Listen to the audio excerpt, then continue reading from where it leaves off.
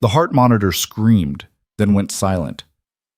25 military doctors stood frozen around the operating table, their gloves slick with blood, their eyes locked on the flat line cutting across the monitor. General Victor Kane, the man who'd commanded 3 continents' worth of defense operations, was dying. Not on a battlefield, not under enemy fire. Right here, in their hands. A full trauma unit, the best surgical team in the European theater, 43 minutes of desperate intervention, and they were losing. "Call it," someone muttered. In the back corner of the OR, near the supply cart everyone kept bumping into, a young woman in scrubs 2 sizes too big looked up from her clipboard. Anna Weiss, 26. Intern. Nobody. She spoke quietly. "That's not where he's bleeding." No one heard her. The chief surgeon checked his watch, started to pull back. Anna stepped forward, past the nurses who'd shoved her aside all week, past the residents who'd laughed when she'd asked a question yesterday, right up to the table. "Stop," she said, louder this time. "You're looking in the wrong place." If you want to see how the girl no one believed becomes the only one who can save him, and how the people who mocked her will answer for it, stay until the very end. Drop a comment with your city so I can see how far this story travels. Let's go. Black Ridge Military Hospital sat on the edge of Warsaw like a fortress no one wanted to assault. Concrete, steel, rows of narrow windows that barely let in light. It wasn't built for comfort. It was built to patch soldiers back together and send them out again. Fast. Efficient. No excuses. Anna Weiss had been there 11 days. 11 days of carrying supply trays, restocking IV poles, and watching senior staff brush past her like she was part of the furniture. She wasn't supposed to be invisible. She'd graduated top of her class from the National Medical Academy, passed her trauma certification on the first attempt, spoke 3 languages, and had logged more volunteer hours in field clinics than most residents ever would. None of that mattered here. "Weiss, bandages, now!" She turned. Dr. Peter Callahan stood in the hallway, hands on his hips, looking annoyed. He was 42, barrel-chested, with a reputation for being brilliant and ruthless in equal measure. He ran the trauma unit like a general ran a platoon. No questions, no second-guessing, no room for mistakes. Anna grabbed a supply kit and followed him into the pre-op bay. A young soldier sat on the gurney, face pale, left arm wrapped in a makeshift tourniquet. Shrapnel wound from a training accident. Nasty, but manageable. "Clean it, dress it, send him to radiology," Callahan said without looking at her. Then he walked out. Anna worked quickly, carefully. The soldier, barely 20, maybe younger, watched her with wide eyes. "Am I going to lose it?" he asked. "No," Anna said. Her voice was calm, steady. "You'll need surgery to remove the fragments, but the muscle's intact. You'll be fine." He exhaled, shoulders dropping. "You sure?" She met his gaze. "I'm sure." Callahan came back 10 minutes later, glanced at her work, grunted, and left again. No feedback. No acknowledgement. Just another task checked off a list. That was day 11. By day 14, the whispers started. "She's too quiet. Doesn't ask enough questions. Probably got in on a quota." Anna heard all of it. The nurses didn't bother lowering their voices. Neither did the residents. She kept her head down, kept working, kept watching. She learned how the unit moved, who deferred to whom, who made decisions under pressure, who panicked when things went wrong. She also learned who made mistakes. Dr. Eliza Thornton, second in command under Callahan, had a habit of rushing through assessments. She'd glance at charts, nod, make a call, move on. Fast, confident, often right, but not always. Anna noticed it during a pre-surgery brief. A patient with blunt force trauma to the chest. Thornton had ordered a standard CT scan, cleared him for observation, sent him to recovery. Anna checked the vitals log later that night. Heart rate climbing. Blood pressure dropping. She pulled the scan images herself, zoomed in on the lower left quadrant. Hairline splenic rupture. If it tore fully, he'd bleed out internally in minutes. She found Thornton in the break room, scrolling through her phone. "Dr. Thornton?" Thornton didn't look up. "What?" Patient in Bay 6, his spleen's compromised. The scan showed..." "I reviewed the scan." "I know, but if you look at the lower margin..." "Weiss?" Thornton finally looked at her, cold, dismissive. I've been doing this for 8 years. You've been here 2 weeks. If I thought he needed surgery, I'd have scheduled it. Go restock the crash carts." Anna stood there for a moment. Then she turned and walked out. 3 hours later, the patient coded. Emergency surgery. They saved him, barely. Thornton never mentioned it, never acknowledged Anna's warning, never apologized. Day 16, Anna kept her mouth shut. Day 18, Callahan pulled her into his office. "You've got a problem," he said, leaning back in his chair. Anna waited. "You don't speak up. You don't engage. You float around like you're scared of your own shadow." He tapped his pen against the desk. "This isn't a library. It's a combat hospital.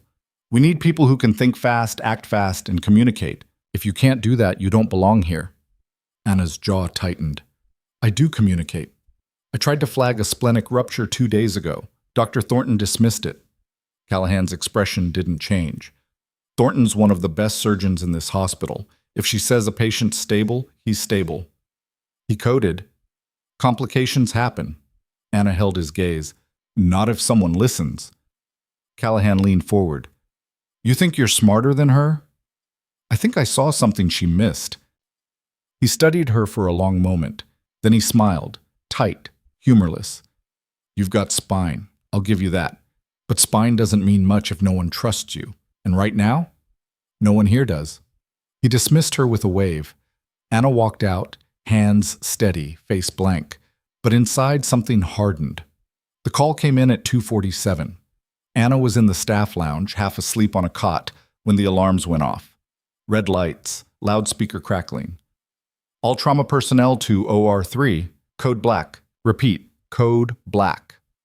Code black meant military VIP, high priority, all hands. She pulled on her scrubs and ran. The hallway was chaos, doctors sprinting, nurses shouting, equipment carts slamming through double doors. Anna slipped into OR3 just as they wheeled the gurney in. The man on the table was in his late 50s, gray-haired, blood soaking through his uniform. His chest was a mess, shrapnel wounds, lacerations, blunt trauma. Someone had already started an IV. His pulse was weak. "Who is he?" a nurse asked. "General Victor Kane," Callahan said, scrubbing in fast. "NATO Strategic Command. Convoy hit an IED outside Krakow. He's the only survivor." The room went silent for half a second. Then everyone moved. Callahan took point. Thornton on his right. 2 senior surgeons flanking. Residents and nurses in position. Anna stood near the back wall, hands ready, watching. "Massive hemorrhaging," Callahan said, cutting through the general's shirt. "Multiple fragment penetrations. We need to stabilize the bleeding and get a clear picture of internal damage. Move." They worked fast, suction, clamps, cautery, blood transfusions running hot. The monitors beeped erratically, heart rate spiking, blood pressure dropping. "He's losing too much," Thornton said. "We need to find the source." "I'm looking," Callahan snapped. Minutes blurred together. Instruments passed hand to hand. Orders barked. The general's vitals kept slipping. Anna watched the monitors. Watched the team. Watched the blood pooling in places it shouldn't. "Got a bleeder," one of the surgeons said, clamping down on a torn vessel in the abdomen. "Another one here," Thornton added, working near the ribs. But the pressure kept dropping. "Where the hell is it coming from?" Callahan growled. Anna's eyes tracked across the general's body. The wounds were catastrophic, yes, but the blood loss didn't match the visible damage. There was something else, something they weren't seeing. She stepped closer, just one step. "Weiss, back up," a nurse hissed. Anna ignored her. Her gaze locked on the general's left shoulder. The entry wound there looked shallow, clean, almost minor compared to the rest, but the angle was wrong. "Dr. Callahan," she said quietly. He didn't hear her. "Doctor—" "Not now, Weiss." The monitor alarm went critical, heart rate plummeting, blood pressure crashing. "We're losing him," Thornton said, voice tight. Callahan's hands moved faster. "I need another clamp." "Stop!" Anna's voice cut through the chaos. Every head turned. She pointed at the general's shoulder. The fragment didn't exit. It's still in there, under the clavicle. It nicked the subclavian artery. Callahan stared at her. "What?" "The bleeding's internal." You won't see it from the chest cavity. It's draining into the pleural space. Thornton scoffed. That wound's superficial. It's not. Anna's voice was calm, certain. The trajectory went down, not across. If you don't clamp that artery in the next 60 seconds, he's gone. Silence. Callahan looked at the shoulder wound, back at Anna, then at the monitor. 38 seconds of heartbeat left. Maybe less. God damn it, he muttered. He moved. Fast. Thornton, retract the shoulder. Someone get me a vascular clamp, now. They moved like a machine. Thornton pulled back tissue. Callahan reached in, carefully, precisely. And there it was, a tiny metal fragment, buried deep. And beneath it, a slow, deadly leak from the subclavian artery. Jesus Christ, someone whispered. Callahan clamped it. The bleeding stopped. The room held its breath. 10 seconds. 20. The monitor beeped. Steady. Stronger. Pressure stabilizing, a nurse said, voice shaking. Heart rate climbing. He's back. Callahan pulled back, exhaling hard.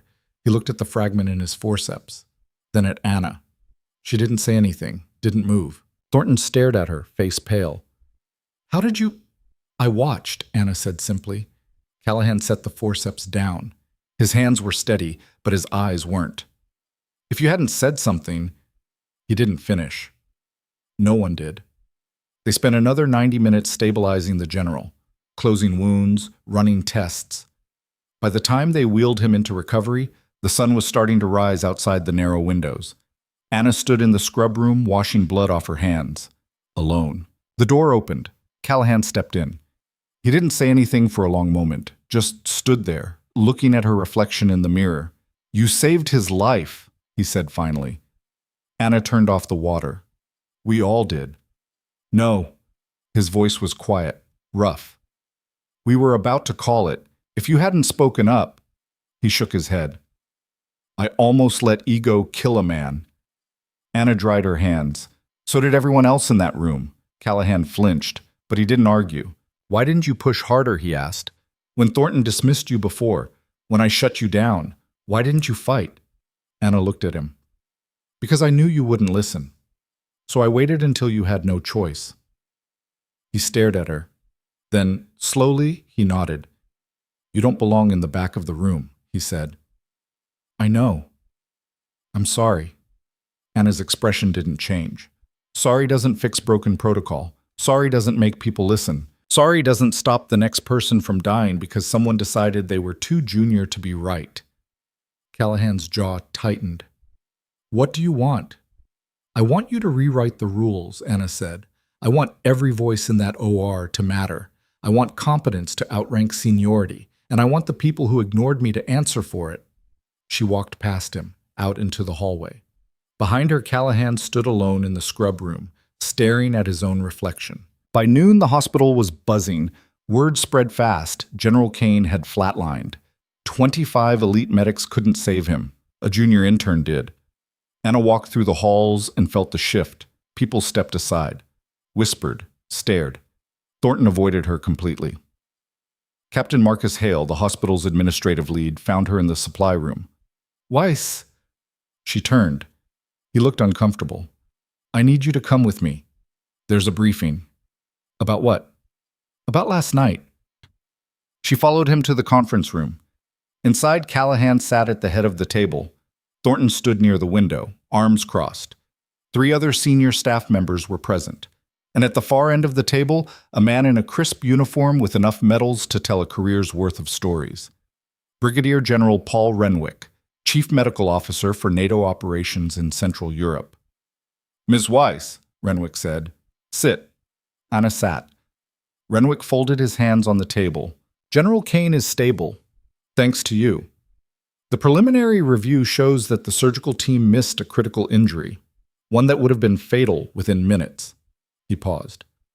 I'm told you identified it when no one else did. Yes, sir. I'm also told that you've been here less than 3 weeks, that you're classified as an intern, and that prior to last night, you were largely dismissed by this unit's senior staff. Anna said nothing. Renwick's gaze shifted to Callahan, then to Thornton. Is that accurate? Callahan's face was stone. Yes, sir. Dr. Thornton? Thornton's voice was tight. She's inexperienced. We had no reason to believe. You had every reason. Renwick cut her off. She flagged a splenic rupture 2 days ago. You ignored her. That patient nearly died. Thornton went pale. Renwick turned back to Anna. You've been operating under a cover, haven't you? Anna met his eyes. Yes, sir. Explain. She took a breath. I've been embedded here as part of a NATO medical oversight initiative. My role was to observe unit protocols, assess decision-making under pressure, and identify systemic weaknesses in trauma response. The room went dead silent. Callahan's eyes widened. You're not an intern. No. Then what are you? Renwick answered for her. Dr. Anna Weiss, trauma surgeon, former head of emergency medicine at Geneva Central Hospital, specialist in combat field triage. She's trained more frontline medics than anyone in this room. Thornton looked like she'd been punched. Hale leaned back in his chair, exhaling slowly. Oh my God. Renwick stood. This unit failed, catastrophically, not because of lack of skill, but because of arrogance. You dismissed someone who could have saved lives simply because you assumed she didn't belong. He looked at each of them in turn. That ends today. The meeting lasted another hour. By the end of it, protocols were being rewritten. Thornton was removed from active surgery pending review. Callahan was placed on formal probation. The entire trauma unit was ordered into mandatory retraining, and Anna Weiss was offered a permanent position as lead trauma consultant. She declined. I'm not here to run your unit, she told Renwick afterward in the hallway. I'm here to make sure the next person who walks in with a quiet voice and a sharp eye doesn't get ignored. Renwick smiled faintly. You already did that. Anna shook her head. Not yet. 2 days later, General Kane woke up. His first words were slurred, groggy. Who stopped them? The nurse leaned in. Stopped who, sir? The surgeons. Who told them to check my shoulder? The nurse hesitated. Then she smiled. A doctor named Weiss. Anna Weiss. Kane's eyes focused. I want to meet her.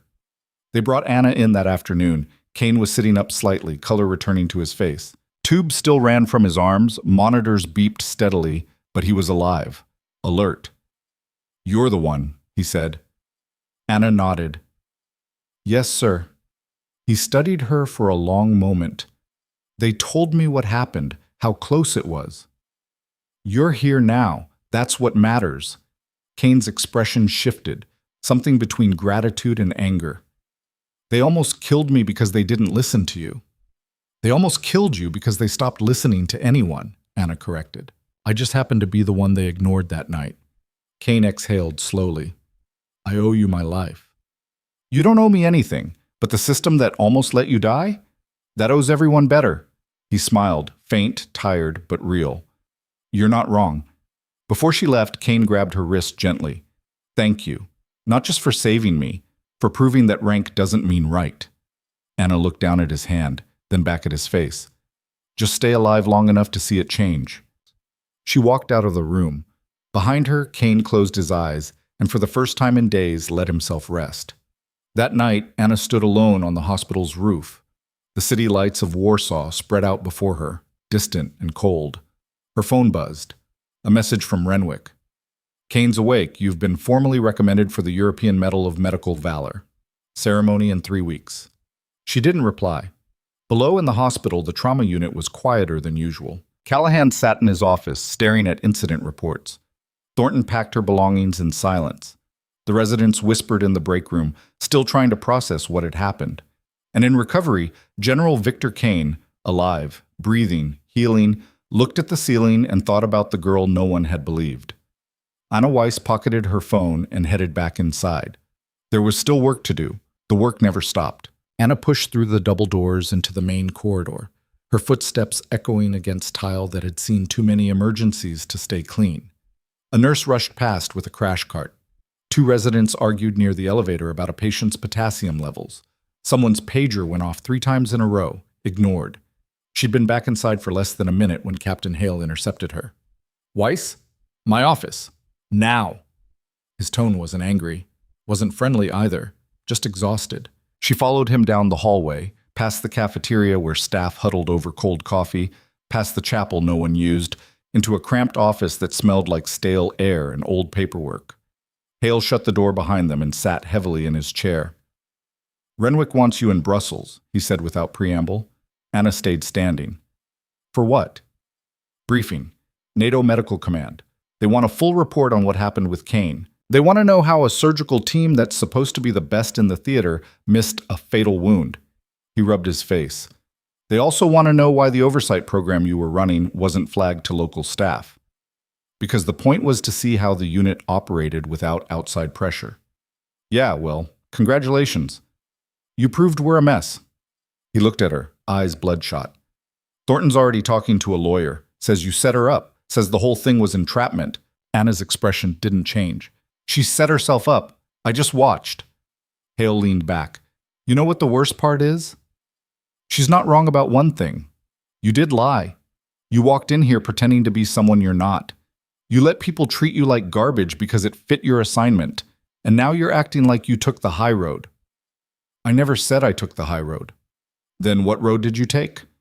Anna met his gaze. "The only one that gets results." Hale stared at her for a long moment. Then he laughed, short, bitter. "You're colder than I thought. I saved a man's life." "You also destroyed careers." "I exposed incompetence," Anna corrected. "What happens to those careers is on them." Hale's jaw tightened. He opened a folder on his desk, pulled out a single sheet of paper, and slid it across to her. "Read this." Anna picked it up. It was a formal complaint, filed by Dr. Eliza Thornton, alleging misconduct, procedural violations, and unethical manipulation, signed by 4 other staff members. "They're pushing back," Hale said. "Hard. Thornton's got support. People who think you went too far. People who think you humiliated them on purpose." "I didn't humiliate anyone. They did that themselves." "Maybe. But perception matters. And right now, you're starting to look like the villain." Anna set the paper down. "I'm not here to be liked." "No kidding." Hale leaned forward. "But you are here to work with people. And if half the hospital thinks you're a saboteur, that's going to be a problem." Anna didn't respond. Hale sighed. "Brussels wants you there in 48 hours.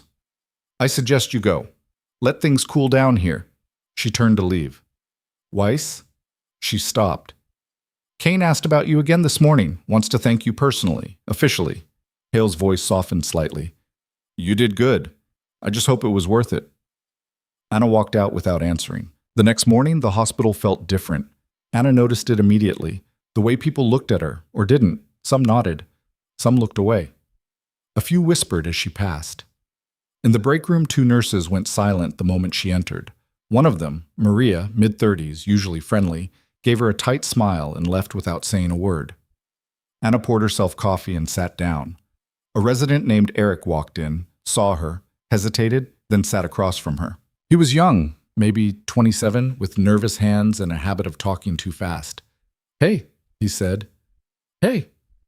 So, that thing with Kane, that was intense." Anna sipped her coffee. "Yeah." Eric shifted. "Look, I just want to say, what you did was incredible. Like, genuinely, you saved his life. Everyone knows that." "But?" He blinked. "What?" "There's a but coming. I can hear it." Eric looked uncomfortable. "It's just, people are talking about how you went undercover, about how you didn't tell anyone who you really were, and some of them feel like you were setting them up to fail." Anna set her cup down. "I wasn't setting anyone up. I was observing. That's the job." "I know, I get it. But Thornton's saying you had a vendetta, that you wanted to make her look bad." "Thornton made herself look bad. I just didn't stop her." Eric nodded slowly. "Yeah, I mean, I believe you, but not everyone does. That's their problem." He hesitated. "Is it, though? Because if people don't trust you, how are you supposed to work with them?" Anna looked at him for a long moment. "Trust isn't given, it's earned, and I earned it the moment I stopped that flatline." Eric didn't have an answer for that. She finished her coffee and left. By midday, things escalated. Anna was in the supply closet restocking trauma kits when she heard voices outside. Loud. angry. She's a plant. You get that, right? This whole thing was a setup. That was Thornton. She saved Kane's life. How is that a setup? That was Callahan. Anna stayed where she was, listening. She waited, Thornton snapped. She could have said something sooner, could have flagged the issue before we started surgery, but she didn't. She waited until we were drowning, then swooped in like some kind of hero. That's manipulation. That's observation, Callahan shot back. She was doing her job. Her job was to lie to us. Her job was to assess us, and we failed. That's not on her. That's on us. There was a pause. You're defending her because you feel guilty, Thornton said, voice lower now. You know you screwed up. You know you almost killed a man. And now you're trying to rewrite it like she's the saint and we're the villains. We almost killed a man, Callahan said quietly. That part's not rewritten. That part's fact. Because we didn't have all the information. We had everything we needed. We just didn't listen. Footsteps. Someone walking away. Anna stepped out of the closet. Callahan stood alone in the hallway, hands in his pockets, staring at the floor. He looked up when he saw her. You heard that. Yeah, he exhaled. She's not going to let this go. I know. Neither are the others. They're circling the wagons, protecting their own. Anna nodded. That's what people do when they're scared. Callahan studied her. You don't seem scared. I'm not. Why not? Because I was right. And eventually, everyone else will figure that out too. Callahan almost smiled. Almost. You've got ice in your veins, Weiss. I've got priorities. There's a difference. He walked past her, then stopped. For what it's worth. I'm glad you were in that room, even if it makes me look like an idiot. Anna watched him go. Then she went back to restocking kits. That evening, Anna sat in the hospital library, a small, cramped room on the third floor that no one used except for storage. She'd found a corner desk, pulled up the incident files from the past 6 months, and started reading. Thornton wasn't the only problem. There were patterns, missed diagnoses, delayed interventions, patients who should have survived but didn't. Not every case was malpractice. Medicine was messy, unpredictable, brutal, but some of them were close. Too close. And the common thread? Arrogance. Assumptions. Senior staff overruling junior voices. Protocols ignored because someone thought they knew better. Anna made notes, dates, names, cases. She didn't know what she'd do with the information yet, but she knew it mattered. Her phone buzzed, a text from Renwick. Briefing moved up. Brussels tomorrow, 8 o'clock. Don't be late. She typed back. Understood. Another buzz. This time, an unknown number. You made a lot of enemies today. Be careful. Anna stared at the screen. Then she deleted the message and turned off her phone. The flight to Brussels was short, bumpy. Anna spent most of it reviewing her notes, cross-referencing case files, preparing for questions she knew would come. The briefing room at NATO Medical Command was sterile. White walls, long table, 8 officials in uniform.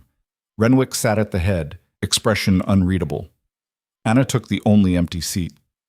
Dr. Weiss, Renwick began, thank you for coming on short notice. We've reviewed the incident involving General Kane. We've also reviewed the oversight report you submitted 3 days ago. There are concerns. Anna waited. A woman across the table, Colonel Diane Mercer, head of medical operations, leaned forward. Your report outlined systemic failures at Blackridge, missed diagnoses, procedural lapses, staff conflicts.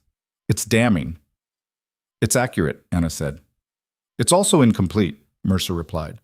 You flagged issues, but you didn't intervene. You watched patients suffer because it fit your assignment. How is that ethical? Anna's gaze didn't waver. I intervened when it was life or death. The splenic rupture patient survived because I escalated after Thornton ignored me. Kane survived because I stepped in when no one else could. But if I'd blown my cover earlier, I wouldn't have seen the full scope of the problem. I would have seen one mistake, not the pattern. Mercer's jaw tightened. So you sacrifice short-term safety for long-term data. I prioritize structural change over individual incidents. Yes. That's a hell of a gamble. It paid off. Another official, a man in his 50s with graying hair, spoke up. Dr. Weiss, Do you believe Dr. Thornton is fit to practice?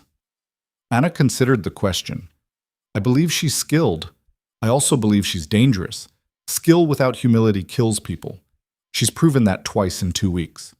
Strong words. Accurate words. Renwick cleared his throat. The board is considering disciplinary action against Thornton and 2 other senior staff members. Your testimony will be critical. Are you prepared to testify? Yes. Mercer folded her hands.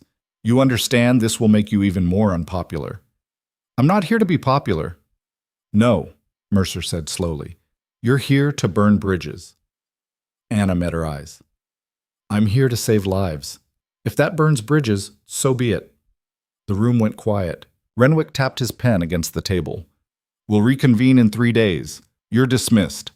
Anna stood, nodded, and walked out. Behind her, the officials exchanged glances. She's relentless, someone muttered.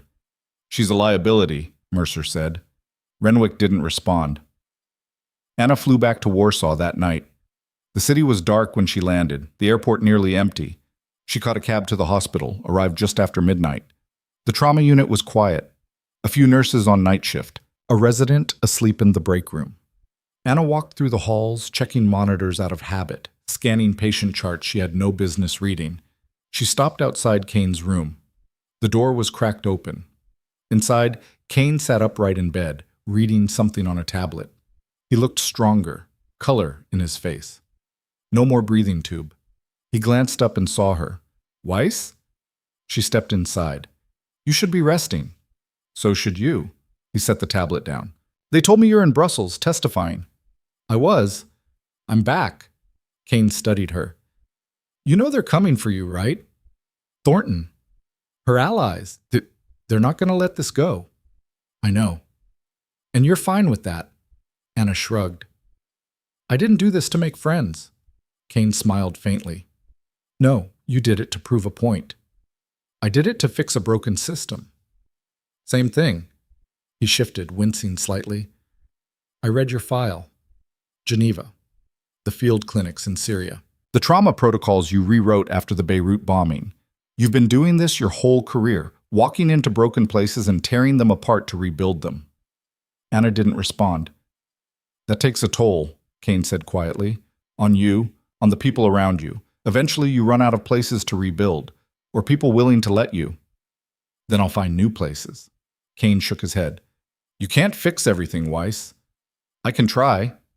He looked at her for a long moment. Then he nodded. Yeah, I guess you can. Anna turned to leave. Weiss. She stopped. Thank you for not giving up on me, even when everyone else did. Anna looked back at him. You were worth saving. So are you. She walked out before he could say anything else. The next 2 days were a blur. Anna worked double shifts, took every case no one else wanted. A gunshot wound at 3 a.m., a pediatric trauma at dawn, a multi-vehicle accident that flooded the ER with patients. She didn't stop, didn't slow down, didn't give anyone a reason to question her competence, but the tension was building. Thornton filed a formal grievance with the medical board. 2 residents backed her up, claiming Anna had created a hostile work environment. A senior nurse accused her of intimidation. The whispers got louder. She's destroying this place. She thinks she's better than everyone. Someone needs to stop her. Anna heard all of it, ignored all of it. Then on the 3rd day, Captain Hale pulled her aside. Weiss, we need to talk. She followed him into his office. He closed the door, locked it, and turned to face her. Thornton's building a case, he said. She's got statements from 6 staff members. She's claiming you violated patient confidentiality, manipulated medical records, and endangered lives by withholding information. Anna's expression didn't change. That's all false. I know, but she's got lawyers, she's got support, and she's got enough doubt to make this messy. Let it get messy. Hale stared at her. You really don't care, do you? I care about the truth. Everything else is noise. He sat down heavily. The board's meeting tomorrow. They're going to review the complaints. If they side with Thornton, you're out. Not just from this hospital, from the program, maybe from practice entirely.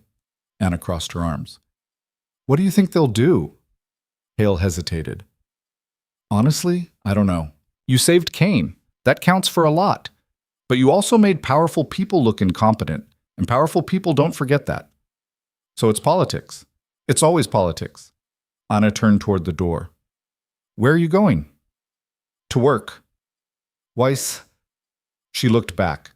If they want to come after me, fine. But they better be ready for a fight. She left. The board meeting was scheduled for 10 o'clock the next morning. Anna arrived at 9:45, dressed in clean scrubs, hair tied back, no makeup. She didn't look like someone preparing for a tribunal. She looked like someone preparing for surgery. The conference room was packed. Renwick, Mercer, Hale, 3 other board members, and Thornton sitting at the far end of the table with a lawyer beside her. Anna took her seat. Renwick called the meeting to order. We're here to review allegations brought by Dr. Eliza Thornton against Dr. Anna Weiss. Dr. Thornton, you have the floor. Thornton stood. Her voice was steady, controlled. Dr. Weiss engaged in a covert operation that undermined the trust and integrity of this hospital. She lied about her credentials. She withheld critical information that could have prevented patient harm. And she manipulated situations to make senior staff appear incompetent. This isn't oversight. It's sabotage. Renwick looked at Anna. Your response? Anna stood. Everything Dr. Thornton just said is a distortion. I was assigned to observe this unit's performance under real conditions. I didn't withhold information. I escalated when necessary. I didn't manipulate situations. I documented them. And I didn't sabotage anyone. I exposed failures that were already happening. Thornton's lawyer leaned forward. You allowed a patient with a splenic rupture to go untreated for 3 hours. I flagged the issue immediately, Anna shot back. Dr. Thornton dismissed it. The delay was hers, not mine. You didn't escalate beyond her. Because the point was to see how the system handled internal dissent. It failed, spectacularly. The lawyer's eyes narrowed. You're admitting you prioritized your assignment over patient safety. I'm admitting I trusted a senior surgeon to do her job. She didn't. Thornton stood abruptly. This is exactly what I'm talking about. She twists everything. She makes herself the hero and everyone else the villain. Anna turned to face her. You almost killed 2 people in 2 weeks. I'm not twisting anything. I'm stating facts. The room erupted, voices overlapping, accusations flying, Hale trying to restore order. Renwick slammed his hand on the table. Enough! Silence. He looked at both women. We'll reconvene in 1 hour. Both of you, out. Anna walked into the hallway. Thornton followed seconds later, her lawyer close behind. They stood on opposite sides of the corridor, not speaking, not looking at each other. Then Thornton's phone buzzed. She glanced at it. Her face went pale.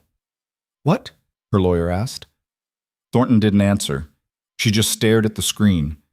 Anna watched her. Something was wrong. Thornton looked up, eyes wide, and for the first time since this whole thing started, she looked genuinely afraid. Kane's awake, she whispered.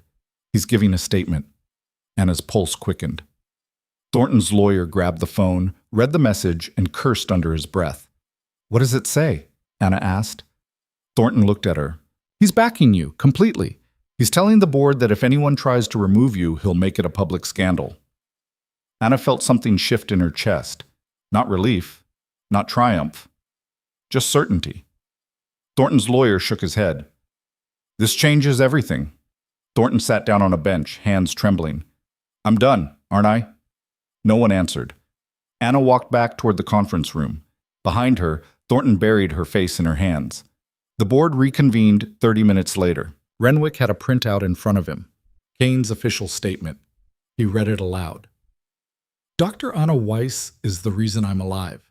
She identified a fatal injury that an entire surgical team missed. She acted with precision, courage, and integrity. Any attempt to discredit her is an attempt to cover up systemic failure. I will not allow that to happen. Renwick set the paper down. General Kane has also requested a full investigation into Black Ridge's trauma protocols. He's authorized the release of his medical records to support that investigation. Mercer looked at Thornton. Dr. Thornton, do you wish to continue with your complaint? Thornton stared at the table. Her lawyer whispered something. She shook her head. No, she said quietly. I withdraw the complaint. Renwick nodded. This hearing is concluded. Dr. Weiss, you're cleared of all allegations. Dr. Thornton, you'll remain on probation pending the full investigation. He stood. We're done here. Everyone filed out. Anna stayed seated for a moment, letting the room empty. Then she stood and walked into the hallway. Hale caught up with her. You won. Anna looked at him. No, Kane won. I just didn't lose. Same thing. Not even close. She kept walking. That night, Anna returned to Kane's room. He was asleep when she arrived, monitors beeping softly. She stood in the doorway, watching him breathe. After a moment, his eyes opened. Weiss, you didn't have to do that, she said. Kane smiled faintly. Yeah, I did. You made enemies. So did you. We're even. Anna stepped inside. They're going to investigate. The whole unit. It's going to get ugly. Good. Let it get ugly. Maybe then people will actually change. She sat down in the chair beside his bed. You could have stayed out of it. Let the board handle it. And let them bury you? Not a chance. He looked at her. You saved my life. The least I can do is make sure you get to keep doing yours. Anna didn't know what to say. Kane closed his eyes. Go home, Weiss. Get some sleep. You've earned it. She stood, walked to the door, then paused. Thank you. Kane didn't open his eyes, but he smiled. Anna walked out into the hallway, past the nurse's station, past the break room, out into the cold Warsaw night. Her phone buzzed, another unknown number, another message. You think you won. You didn't. This isn't over. Anna stared at the screen. Then she turned and looked back at the hospital. Somewhere inside, someone was watching her. And they were just getting started. Anna deleted the message and pocketed her phone. The hospital loomed behind her, windows glowing yellow against the black sky. Somewhere in those halls, someone wanted her gone badly enough to send threats. She didn't care who. Not yet. She turned and walked back inside. The night shift was sparse. A janitor mopped the third-floor hallway. 2 nurses whispered near the medication dispensary. Anna moved past them without a word, heading for the records room on the 2nd floor. She needed to finish what she'd started, map every failure, every misdiagnosis, every patient who'd slipped through the cracks because someone thought they knew better. The records room was locked. Anna pulled out her keycard, swiped it. Red light, access denied. She tried again, same result. Her clearance had been revoked. She stood there for a moment, staring at the red light, then turned and headed for Hale's office. His door was closed but unlocked. She pushed it open. Hale sat at his desk, staring at his computer screen. He looked up when she entered. You locked me out, Anna said. Hale exhaled slowly. Renwick's orders. After the hearing, he decided all oversight personnel need restricted access pending the full investigation. I'm not oversight anymore. I'm staff. Oh, you're also a witness, and witnesses don't get to dig through evidence unsupervised. Anna stepped closer. I need those files. For what? To finish the report. Hale leaned back. The report's done. You submitted it. It's in Brussels being reviewed by people who actually have authority to act on it. It's incomplete. Then it'll stay incomplete. He folded his arms. Look, I get it. You want justice. You want accountability. But you can't keep pushing like this. Eventually, you're going to push too hard, and the whole thing's going to collapse. Anna's jaw tightened. People died because of negligence. If I don't push, no one will. People die in hospitals every day. That's the job. Not like this. Hale stared at her. You really think you're going to change everything, don't you? I think I'm going to try. He shook his head. You're going to burn yourself out. Or worse, someone's going to burn you. Let them try. Anna walked out. She didn't sleep that night. Instead, she sat in the hospital library with her laptop, pulling together every scrap of information she'd already collected. Notes, timestamps, patient outcomes, staff rotations. She couldn't access the official records anymore, but she still had her own documentation, enough to build a case. By dawn, she had a timeline, 6 months, 14 critical incidents. 8 of them involved Thornton. 3 involved Callahan. The rest were scattered across other senior staff. The pattern was clear. Experienced doctors making assumptions, dismissing input, prioritizing speed over accuracy. and patience paying the price. Anna saved the file, encrypted it, and sent a copy to her personal email. Then she shut her laptop and headed back to the ward. The morning shift was already in motion. Nurses prepping med carts. Residents huddled around a computer reviewing overnight cases. Anna grabbed a clipboard and started rounds. First patient, a young woman recovering from appendectomy. Vitals stable. No complications. Second patient, an older man with pneumonia. Oxygen levels fluctuating. Anna adjusted his flow rate, checked his labs, made a note for the attending. Third patient, a teenager with a fractured femur. Surgical repair scheduled for later that day. He was nervous, hands fidgeting with the bedsheet. "Am I going to walk again?" he asked. Anna sat down beside him. "You're going to walk. Might take a few months of physical therapy, but you'll get there." "You sure?" "I'm sure." He relaxed slightly. "Thanks." Anna stood and moved on. She was halfway through the fourth patient when her pager went off. Emergency OR2. She ran. The operating room was chaos when she arrived. A trauma case, motorcycle accident. The patient was a woman in her 30s, unconscious, multiple fractures, internal bleeding. Callahan was already scrubbed in, working fast. "Weiss, get in here," he barked. Anna scrubbed, gowned up, and stepped to the table. "Liver laceration," Callahan said, not looking up. "Grade 3. Bleeding's controlled, but she's hypotensive. We need to stabilize and close fast." Anna assessed the situation. The woman's abdomen was open, blood pooling in the cavity. Callahan had clamped the hepatic artery, but the tissue around the laceration looked fragile. "Suction," Callahan ordered. A nurse handed Anna the suction tube. She cleared the field, giving Callahan a better view. "There's a secondary tear," Anna said, pointing. "Inferior edge. You're going to need a patch." Callahan glanced where she indicated. "Damn, you're right." He shifted position, worked carefully, placed a synthetic patch over the tear. The bleeding slowed, stopped. "BP's coming up," the anesthesiologist reported. Callahan exhaled. "Good, let's close." They worked in silence for the next 20 minutes. Sutures, drains, layer by layer. By the time they finished, the woman's vitals were stable. Callahan stepped back, pulled off his gloves. "Nice catch." Anna nodded. "You've got good eyes," he added. "Better than most people in this hospital." "I just pay attention."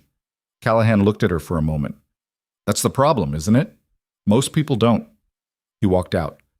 Anna stayed behind, watching the patient get wheeled into recovery. The woman would live. She'd need weeks of rehabilitation, maybe months, but she'd live. That was enough. For now. By midday, word had spread about the liver repair. Another save. Another case where Anna had seen something others missed. The whispers shifted. "She's good. Really good. Maybe we were wrong about her.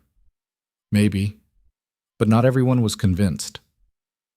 Anna was in the break room, eating a sandwich that tasted like cardboard, when Dr. Marcus Gentry walked in. Gentry was in his late 50s, senior trauma surgeon, 20 years at Blackridge. He had a reputation for being blunt, abrasive, and ruthlessly efficient. He poured himself coffee and sat down across from her. "Weiss?" She looked up. "You're making waves," Gentry said. "Big ones." "I'm doing my job." "Your job was to observe. Now you're operating, testifying, playing politics. That's not observation, that's intervention." Anna set down her sandwich. "You have a point?" Gentry sipped his coffee. "My point is, you're pushing people into corners. Thornton, Callahan, half the senior staff. And when you push people into corners, they come out swinging. Let them swing." Gentry's eyes narrowed. "You think you're untouchable because Kane's backing you. You're not. Kane's one man. He's got influence, sure, but he's not invincible. And neither are you." "What are you saying?" "I'm saying be careful. You've made enemies, real ones. And they're not going to stop just because you won a hearing." Anna leaned back. "Are you threatening me?" "I'm warning you." Gentry stood. "There's a difference." He walked out. Anna sat alone in the break room, staring at her half-eaten sandwich. She wasn't scared, but she was listening. That afternoon, Anna was called into Renwick's office. He was back in Warsaw, apparently, though no one had announced his arrival. She found him sitting behind a desk in the administrative wing, reading through a stack of reports. "Sit," he said without looking up. Anna sat. Renwick finished reading, set the papers aside, and looked at her. "The investigation's moving forward. We've got a team coming in next week to review every case from the past year. They'll interview staff, examine protocols, pull records. It's going to be thorough." "Good. It's also going to be brutal. People are going to lose their jobs. Careers are going to end, and you're going to be at the center of it." Anna didn't respond. Renwick leaned forward. "I need to know you can handle that." "I can." "You say that now, but when the pressure hits, when people you've worked with, people you've saved lives alongside, start getting fired because of your testimony, are you still going to feel the same way?" Anna met his gaze. "If they did their jobs right, they have nothing to worry about. And if they didn't, then they shouldn't be here." Renwick studied her for a long moment. "You're a hard woman, Weiss." "I'm a realistic one." He nodded slowly. "All right. I'll trust you on that. But understand, this isn't just about medicine anymore. This is political. NATO's watching. The press is watching. If this goes sideways, it's not just Blackridge that takes the hit. It's the entire medical command structure. Then make sure it doesn't go sideways." Renwick almost smiled. "I'll do my best." He dismissed her. Anna walked out, but she didn't go far. She stood in the hallway, thinking. Something was off.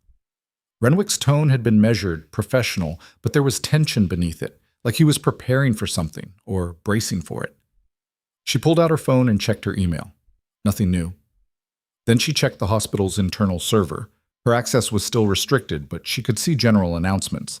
One caught her eye. "Emergency staff meeting. Tomorrow, 7 o'clock. Attendance mandatory. No details. No agenda." Anna's pulse quickened. She forwarded the announcement to herself and headed back to the ward. The next morning, the auditorium was packed. Every doctor, nurse, and resident in the hospital. Standing room only. Anna found a spot near the back wall, arms crossed, watching. Renwick stood at the podium. Hale sat beside him. Mercer was there too, along with two other officials Anna didn't recognize. Renwick tapped the microphone. "Thank you all for coming. I'll keep this brief." The room went silent. "As of this morning, Blackridge Military Hospital is under formal review by NATO Medical Command. The review will examine all trauma protocols, staff performance, and patient outcomes from the past 18 months. This is not optional. This is not negotiable. Every member of this staff will be interviewed. Every case will be scrutinized." Murmurs rippled through the crowd. Renwick raised a hand. "I understand this is disruptive. I understand it's uncomfortable, but it's necessary. We've identified systemic issues that have resulted in preventable patient harm. Those issues will be addressed. Personnel who fail to meet standards will be reassigned or terminated." More murmurs, louder now.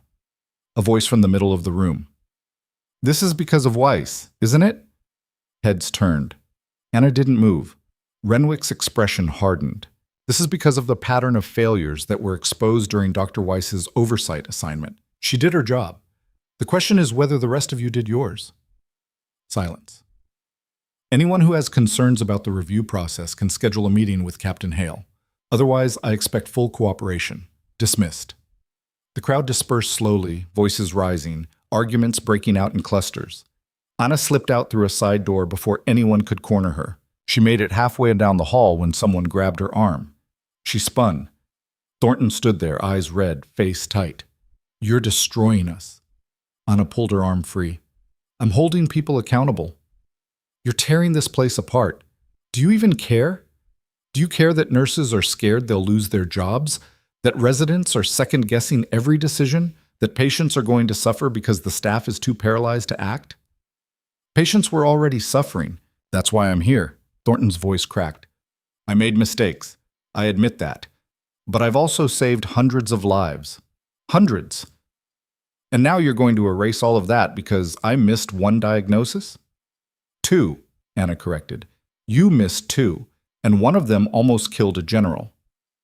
Thornton stepped closer. "You think you're some kind of savior. You're not. You're just someone who gets off on being right." Anna looked her in the eye. "If being right saves lives, I'll take it." Thornton's face twisted. You're going to regret this. We'll see. Thornton turned and walked away, shoulders shaking.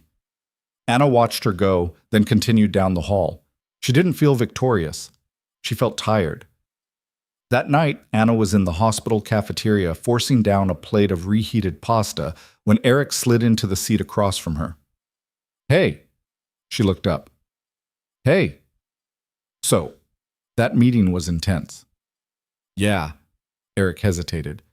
People are freaking out, like genuinely freaking out. Half the staff thinks they're getting fired. The other half thinks you're trying to take over.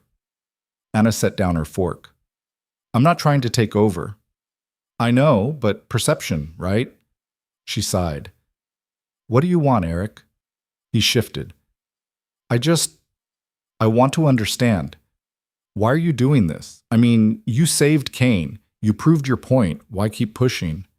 Anna leaned back. Because proving a point isn't enough. Systems don't change because one person does something impressive.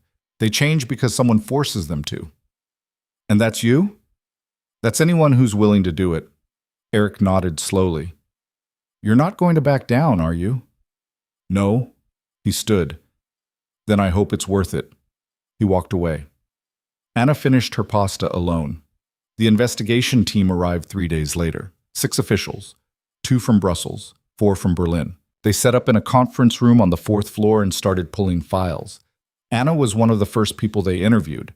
The lead investigator was a woman named Dr. Helena Voss, German, mid-40s, sharp eyes, no-nonsense demeanor. Dr. Weiss, thank you for your time. Anna sat down. Of course. Voss opened a folder. I've reviewed your oversight report. It's thorough, detailed, damning. It's accurate. I don't doubt that, but I need to understand your methodology. You embedded yourself as an intern. You observed without intervening. You allowed patients to experience substandard care in order to document systemic failures, correct? I intervened when necessary, when lives were at immediate risk. But not before? Not unless it was critical. Voss leaned forward. That's a fine line. How did you decide what was critical and what wasn't? Anna met her gaze. Experience, judgment, the same way any doctor decides. Except you weren't acting as a doctor. You were acting as an investigator. I was both. Voss made a note. Did you ever consider that your presence, your silence, might have influenced staff behavior? That people might have acted differently if they knew who you were? That's the point. I needed to see how they operated without external pressure. Even if it meant patients suffered. Anna's jaw tightened. Patients were suffering before I got here. I didn't create the problem. I exposed it. Voss studied her for a long moment. You're very certain of yourself. I'm certain of the facts. Facts can be interpreted in different ways. Not these facts. Voss closed the folder. We'll be in touch. The interview lasted 40 minutes. When Anna walked out, she felt like she'd been in a boxing ring. Over the next week, the investigation tore through the hospital like a storm. Staff were pulled into interviews one by one. Files were audited. Protocols were dissected. The tension was suffocating. Anna kept working, kept taking cases, kept saving lives. But the pressure was building. On the 8th day, Callahan was suspended pending review. On the 10th day, 2 senior nurses were terminated. On the 12th day, Thornton resigned. Anna heard the news in the break room. Someone had left a newspaper on the table. The headline read, Senior Surgeon Resigns Amid NATO Investigation. She picked up the paper, scanned the article. Thornton had released a statement claiming she was being scapegoated, that the investigation was politically motivated, that she'd been unfairly targeted. Anna set the paper down. Eric walked in. You saw? Yeah. She's going public, doing interviews, saying you orchestrated the whole thing to advance your career. Anna didn't respond. People are starting to believe her, Eric added quietly. Anna looked at him. Do you? He hesitated. I don't know what to believe anymore. He left. Anna sat alone, staring at the newspaper. That night she got another message. Unknown number, same as before. You've gone too far. This ends now. Anna stared at the screen. Then her phone rang. Unknown caller, she answered. Hello? Silence. Then a voice, distorted, mechanical. You think you're safe? You're not. Anna's pulse spiked. Who is this? Someone who knows what you did, and what you're going to pay for it. The line went dead. Anna stood in her apartment, phone in hand, heart pounding. She saved the number, took a screenshot, sent it to Renwick with a single message, threat received, documenting. Then she locked her door, checked the windows, and sat down on the couch. She didn't sleep. The next morning, Anna walked into the hospital and found Hale waiting for her in the lobby. Renwick wants to see you, now. She followed him upstairs. Renwick was in the conference room with Voss and 2 security officers. Sit, Renwick said. Anna sat. Renwick slid a folder across the table. We traced the number. It's a burner phone. Purchased in Berlin 2 weeks ago. Used once, then destroyed. So you can't track it? Not directly. But we pulled security footage from the hospital. Someone's been accessing restricted areas after hours. We think they're looking for your records. Anna's stomach tightened. Who? Voss answered. We don't know yet, but whoever it is, they have clearance, which means it's someone internal. Anna processed that. You think it's staff? We think it's someone with a lot to lose, Renwick said, and they see you as the reason they're losing it. Hale leaned forward. We're assigning you security. 24-hour protection until we figure out who's behind this. Anna shook her head. I don't need protection. This isn't optional, Renwick said. You're a witness in a NATO investigation. If something happens to you, the whole thing falls apart. Anna looked at the security officers. 2 men, stone-faced, armed. She didn't want this, didn't want to be treated like a target, but she also wasn't stupid. Fine, she said. Renwick nodded. Good. Stay alert. Trust no one. Anna stood. I already don't. She walked out, the security officers following close behind. For the next 3 days, they shadowed her everywhere. The ward, the cafeteria, the parking lot. She hated it, but she kept working. On the 4th day, something broke. Anna was in OR3, assisting on a trauma case, car accident, internal bleeding, when the lights flickered. Once, twice. Then the power died. Emergency generators kicked in, but the backup was limited. Half the monitors went dark.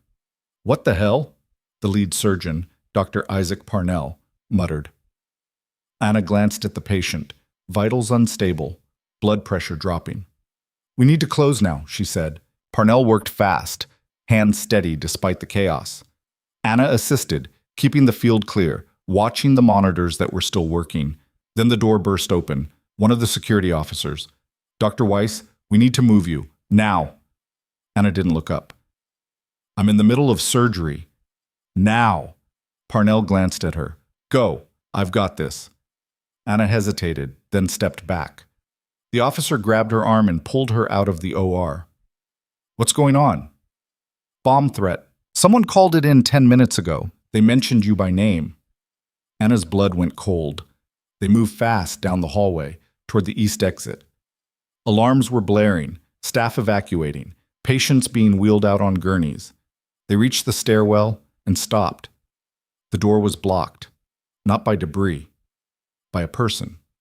A man. Mid-40s. Hospital security uniform. Anna recognized him. Davis, night shift. She'd seen him a dozen times. He was holding a knife. The officer beside Anna drew his weapon. Drop it. Now. Davis didn't move. His eyes were locked on Anna. You destroyed everything. Anna's voice was calm. Put the knife down. They're firing people. Good people. Because of you. Because they made mistakes. Everyone makes mistakes, Davis shouted. But you made it personal. You wanted blood. I wanted accountability. Davis lunged. The officer fired. The shot echoed in the stairwell. Davis dropped, knife clattering to the floor. Anna stood frozen, heart hammering. The officer moved to Davis, checked his pulse. He's alive. Barely. Sirens wailed outside. Backup arriving. Anna looked down at Davis, bleeding on the concrete, and realized this wasn't over. Not even close.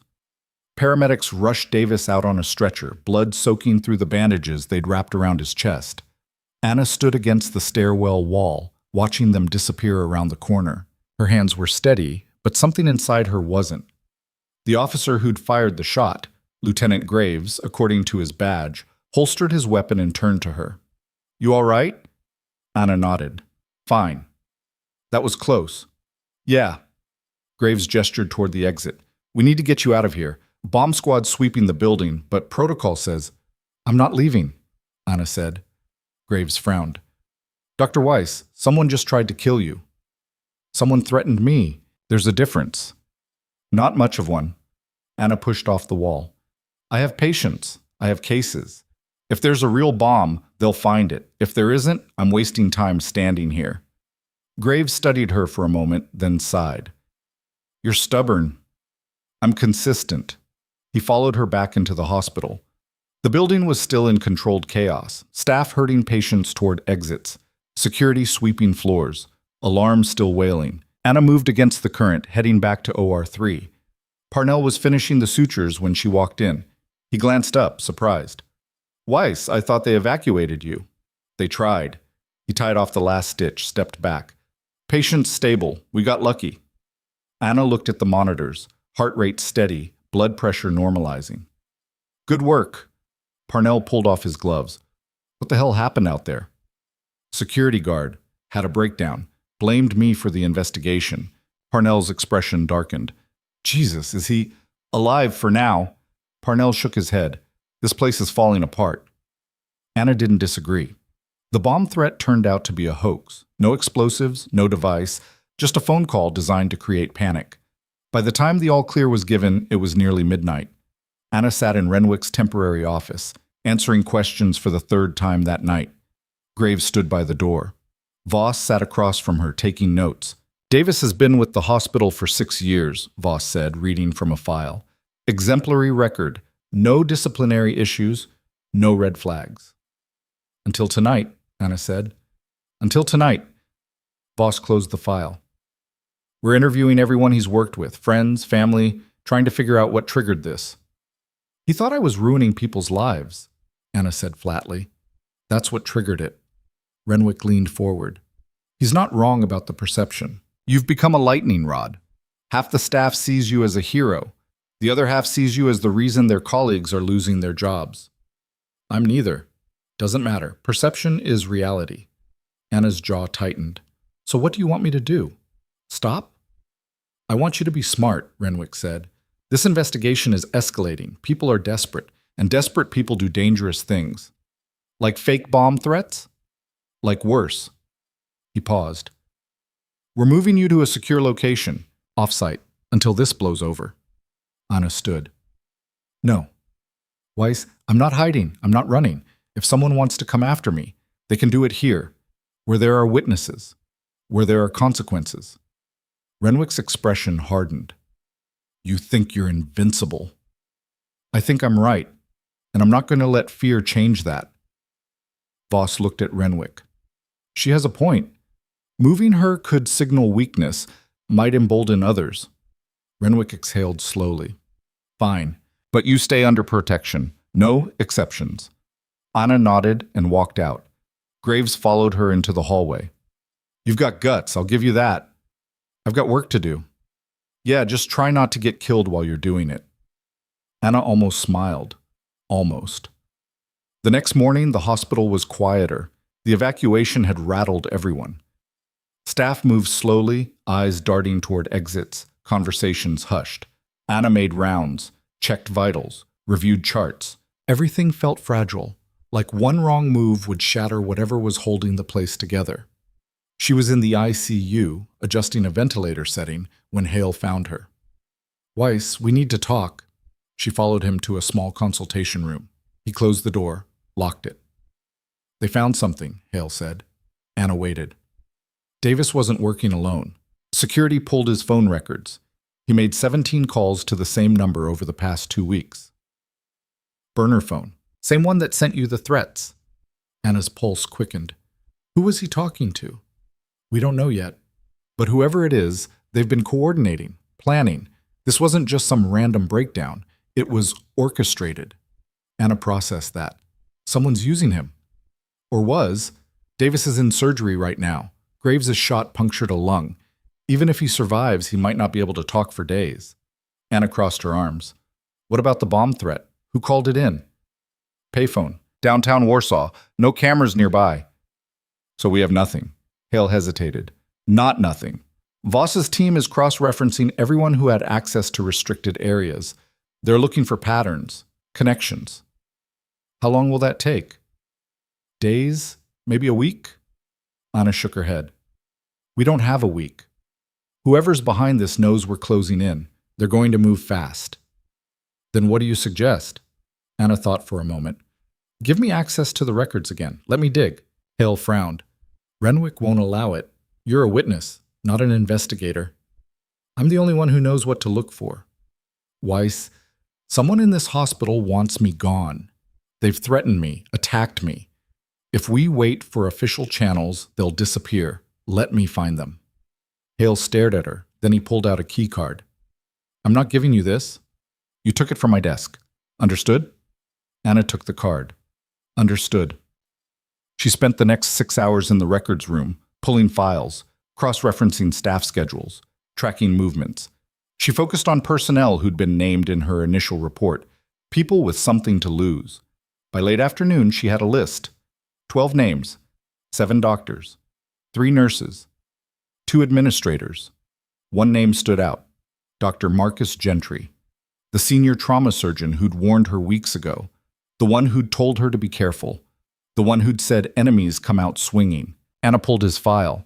20 years at Blackridge, impeccable record, dozens of commendations. But there were gaps. Surgical cases where outcomes didn't match expected results. Patients who died under his care with minimal follow-up. Nothing conclusive. But enough to raise questions. Anna dug deeper, found a pattern. Gentry had been present, directly or indirectly, during 8 of the 14 critical incidents she'd documented. Not as the lead surgeon, as a consultant, an observer, someone in the room but not in the spotlight. She pulled his financial records, public disclosures required for NATO-affiliated personnel. Nothing unusual. Salary, benefits, standard. Then she found it. A consulting fee, paid 6 months ago, from a private medical firm based in Berlin. 50,000 euros. Anna looked up the firm. Prestige Health Solutions. They specialized in risk management for hospitals, helping institutions avoid litigation, minimizing liability. She cross-referenced the date of the payment with the timeline of incidents. It lined up. 6 months ago, Blackridge had faced a potential lawsuit. A patient had died during surgery. Family alleged negligence. The case was settled quietly. No public trial, no admission of wrongdoing. Gentry had been the lead surgeon. Anna leaned back in her chair, staring at the screen. Gentry wasn't just covering his own mistakes. He was covering the hospitals. And when Anna's investigation threatened to expose everything, he decided to stop her. She printed the documents, stuffed them into a folder, and headed for Renwick's office. Renwick listened without interrupting. When Anna finished, he sat back, hands folded. This is circumstantial, he said. It's a pattern. Patterns aren't proof. They're enough to investigate. Renwick looked at Voss. What do you think? Voss studied the documents. It's worth pursuing. If Gentry's been suppressing cases to protect the hospital's reputation, that's a massive breach of protocol. But we need more than financial records. We need witnesses, testimony. Anna leaned forward. Interview the staff who worked those cases. Cross-check their statements with Gentry's reports. If there are discrepancies, you'll have your proof. Renwick nodded slowly. All right, we'll bring him in for questioning. When? Tomorrow morning. Anna stood. Make it tonight.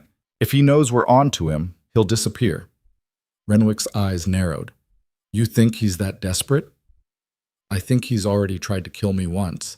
Yeah, I think he's desperate. Renwick looked at Voss. She nodded. Fine, Renwick said. We'll pick him up tonight. Anna walked out, Graves trailing behind her. You really think Gentry's behind this? Graves asked. I think he's involved. Whether he's the mastermind or just a piece, we'll find out. They brought Gentry in at 2100. Anna watched from behind one-way glass as Renwick and Voss questioned him. Gentry sat calmly, hands folded, expression neutral. Dr. Gentry, Renwick began. Thank you for coming in. I didn't have much choice, Gentry said. Your people showed up at my apartment with guns. Precautionary. Gentry's eyes flicked toward the glass. Is she watching? Dr. Weiss is a witness. She has a right to observe. Gentry smiled faintly. Of course she does. Voss slid a document across the table. Can you explain this payment? 50,000 euros from Prestige Health Solutions. Gentry glanced at it. Consulting fee. I advised them on trauma protocols. For 6 months? It was a comprehensive review. This payment coincides with the settlement of a wrongful death lawsuit, Voss said, a case where you were the lead surgeon. Gentry's expression didn't change. Coincidence. Was it? Renwick leaned forward. Because it looks like you were paid to make that case go away quietly. Gentry's smile faded. That's a serious accusation. It's a serious pattern. Gentry sat back. I've saved more lives in this hospital than anyone in this room. If you think a consulting fee makes me corrupt, you're wasting your time. Voss pulled out another document. What about this? A report you filed 6 months ago. Patient died during surgery. You attributed it to cardiac arrest, but the autopsy showed internal bleeding from a nicked artery. Your error. Gentry's jaw tightened. Autopsies are performed after the fact. They don't account for the chaos of an operating room. They account for the truth. Gentry stood abruptly. Am I under arrest? Not yet, Renwick said. Then I'm leaving. Voss blocked the door. We have 3 more cases with similar discrepancies, all involving you, all with outcomes that don't match your reports. Gentry's face went red. You're building a case on coincidences and hindsight. That's not evidence. That's a witch hunt. Then help us understand, Renwick said calmly. Explain the discrepancies. Explain the payments. Explain why a security guard with no prior issues suddenly tried to stab the one person exposing your mistakes. Gentry's eyes locked on the glass. This is her doing. She's manipulating you, twisting facts to fit her narrative. Her narrative saved General Kane's life, Voss said. Gentry turned back to her. One life doesn't erase a career. No, Renwick said, but lying about patient deaths does. Gentry lunged for the door. Voss grabbed his arm. He shoved her back, hard. She stumbled, hit the wall. Graves burst into the room, weapon drawn. On the ground, now! Gentry froze, hands raised. Graves moved in, cuffed him. You're under arrest for assault, and we'll add obstruction once we finish digging. Gentry looked at the glass one last time. You think you've won? You haven't. This is bigger than me. Graves hauled him out. Anna stood behind the glass, watching him disappear. Renwick joined her. He's right, you know. This is bigger than him. Anna turned. What do you mean? Prestige Health Solutions isn't just a consulting firm. They're owned by a private equity group that controls 3 hospitals in Central Europe, including Blackridge. Anna's stomach dropped. You're saying the hospital's management knew. I'm saying they paid Gentry to protect their investment. And when you started exposing failures, you became a liability. Anna exhaled slowly. How high does this go? We're finding out. The investigation moved fast after that. Voss's team pulled financial records from Prestige Health Solutions, found payments to 4 other senior staff members, consulting fees, bonuses, incentives for keeping complications quiet. Hale was clean, so was Callahan, but 2 administrators and another surgeon were implicated. Within 48 hours, the scope became clear. This wasn't just about covering up mistakes. It was systemic fraud. Prestige Health Solutions had been paying key personnel across multiple hospitals to suppress negative outcomes, bury malpractice claims, and maintain artificially high performance ratings. Those ratings attracted more funding, more contracts, more money. Anna sat in on one of the briefings. Voss laid out the evidence on a conference table, bank statements, emails, recorded phone calls. We've identified 9 individuals at Blackridge who received payments, Voss said. Gentry was the most senior, but he wasn't alone. 2 other surgeons, 3 administrators, a compliance officer, even a member of the hospital's ethics board. Renwick leaned forward. How long has this been going on? At least 3 years, possibly longer. We're still tracing the money. Anna looked at the documents. What about the patients? How many died because of this? Voss hesitated. We're working on that. But preliminary estimates suggest at least 30 cases with suspicious outcomes, deaths that could have been prevented if proper protocols had been followed. The room went silent. 30, Anna said quietly. Voss nodded. And that's just what we've found so far. Anna stood, walked to the window. Outside, the sun was setting over Warsaw, the sky streaked with orange and red. 30 people. 30 families. 30 lives cut short because someone decided money mattered more than truth. We're going after all of them, Renwick said behind her. Every person involved. Every euro paid. We're burning this to the ground. Anna turned. What about the executives? The people who set this up? Already in custody. Prestige Health Solutions CEO and CFO were arrested this morning in Berlin. NATO's coordinating with German authorities. They're facing charges in multiple countries. Anna nodded. Good. Renwick stood. Weiss, you did this. You started the thread that unraveled everything. I just pulled on it. The rot was already there. Maybe. But without you, it would have stayed hidden. Anna didn't respond. Renwick walked over, stood beside her.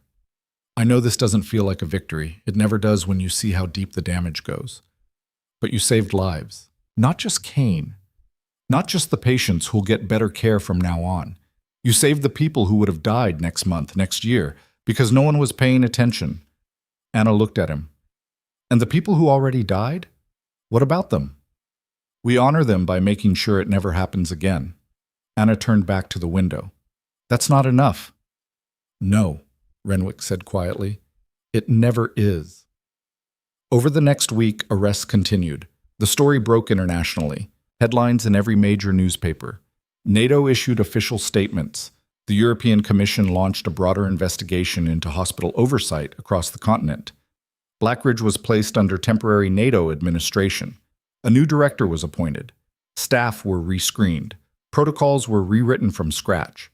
And Anna became a name everyone knew. She hated it. Reporters camped outside the hospital, camera crews, requests for interviews. Someone even tried to write a book proposal and sent it to her email. She ignored all of it. Instead, she worked. Double shifts. Triple shifts. Every case she could take, every patient she could see. Like if she saved enough lives now, it would balance out the ones that were lost before. It didn't work. But she kept trying. Eric found her in the break room one night, staring at a cup of coffee that had gone cold. Hey, he said. She looked up. Hey. He sat down. You okay? Define okay. Eric smiled faintly. Fair point. He paused. I heard they're offering you a position, lead investigator for NATO Medical Command. They are. You going to take it? Anna shrugged. I don't know. Really? Because from where I'm sitting, it seems like exactly what you'd want. More hospitals, more investigations, more chances to fix broken systems. Anna looked at him.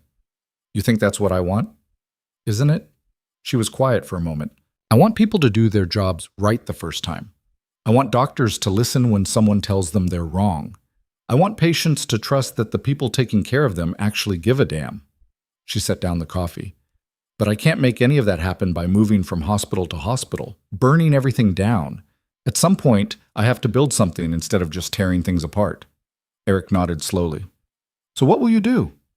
I don't know yet. He stood. Well, whatever you decide, just don't disappear, okay? People here respect you, even the ones who were scared of you at first.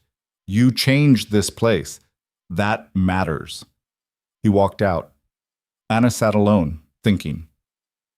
The next day, Callahan found her in the supply room. He looked different, tired, older somehow. Weiss. She turned. Callahan. He stepped inside, closed the door. I wanted to talk, before things get more chaotic than they already are. Anna waited. I was wrong, he said. About you. About a lot of things. I dismissed you because you were quiet, because you didn't fit what I thought a trauma surgeon should be. And that almost cost Kane his life. You're not the first person to make that mistake. Maybe not, but I should have known better. He paused. I've been doing this job for 15 years, saved a lot of people, but somewhere along the way, I started believing my own hype, started thinking experience meant I was always right. He looked at her. You proved I wasn't, and I'm grateful for that, even if it stings. Anna studied him. What are you going to do now? I'm staying. Renwick cleared me, said I wasn't involved in the fraud, but I'm stepping down from lead trauma, going back to regular rotations. I need to remember what it's like to just do the work without the ego. Anna nodded. That's smart. Callahan smiled faintly. I learned it from you. He left. Anna stood there for a moment, then went back to work. 2 days later, Voss called an emergency meeting. Anna arrived to find Renwick, Hale, and 3 NATO officials already seated. We have a problem, Voss said without preamble. Anna sat down. What kind of problem? Voss slid a folder across the table. Davis woke up. He's talking. That's good, isn't it? Not when he says Gentry wasn't the one who recruited him. Anna's pulse spiked. What? Davis claims someone else approached him. Someone higher up. He won't say who, but he insists Gentry was just the middleman. The real architect is still out there. Renwick leaned forward. Did he give you anything? A name? A description? Nothing concrete, just that whoever it was has access to classified NATO medical records, which means they're not just hospital staff. They're someone in the command structure. The room went silent. Anna processed that. You're saying someone in NATO Medical Command orchestrated this entire thing? That's what Davis is implying, Voss said. And if he's right, it means they've been watching this investigation from the inside, which means they know everything we've done, everyone we've arrested, every move we've made. Hale cursed under his breath. How do we even investigate that? If they're in the command structure, they have access to everything. We lock it down, Renwick said. Limited access, need to know only. And we start pulling records on everyone with clearance. Voss nodded. Already started, but it's going to take time. And if they realize we're onto them, they'll run, Anna finished.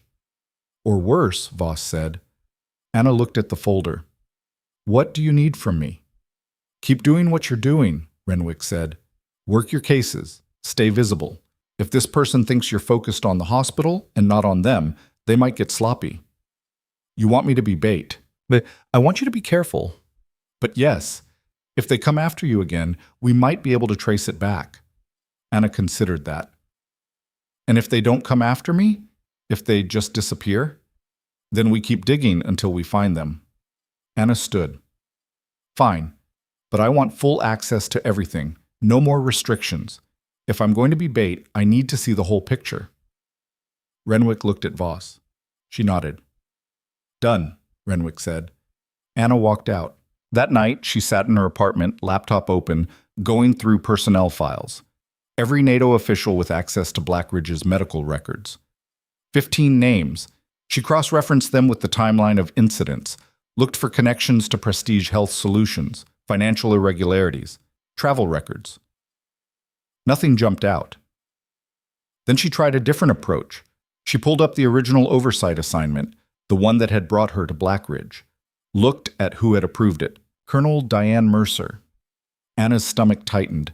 Mercer had been in every meeting, every briefing. She'd questioned Anna's methods, pushed back on the investigation. Always with plausible deniability, always with legitimate concerns. But what if it wasn't legitimate? What if it was deflection? Anna dug deeper, pulled Mercer's financial records, found nothing unusual, standard salary, standard expenses. Then she looked at her travel history. Berlin, 6 trips in the past year, all listed as official NATO business. Anna cross-referenced the dates with Prestige Health Solutions' corporate calendar. 4 of the trips coincided with board meetings. Anna's pulse quickened. She pulled up Prestige Health Solutions' corporate filings, looked at their board of directors. And there it was, listed under a maiden name, Diane Hartwell Mercer, board member, strategic advisor. Anna sat back, staring at the screen. Mercer wasn't just aware of the fraud, she was part of it. She'd helped design it, and when Anna's investigation threatened to expose everything, Mercer had orchestrated the attacks to stop her. Anna grabbed her phone, dialed Renwick. Weiss, it's late. It's Mercer. Silence. What? Colonel Mercer. She's on the board of Prestige Health Solutions. She's been there the whole time. She approved my assignment because she thought she could control it. When she couldn't, she tried to stop me. Renwick's voice went cold. Are you sure? I'm looking at the corporate filings right now. Her name's on the board. Under Hartwell Mercer. It's her. Send me everything. Now! Anna forwarded the files. What are you going to do? I'm arresting her. Tonight. Stay where you are. Don't talk to anyone. Renwick, I mean it, Weiss. If she knows you're onto her, she's dangerous.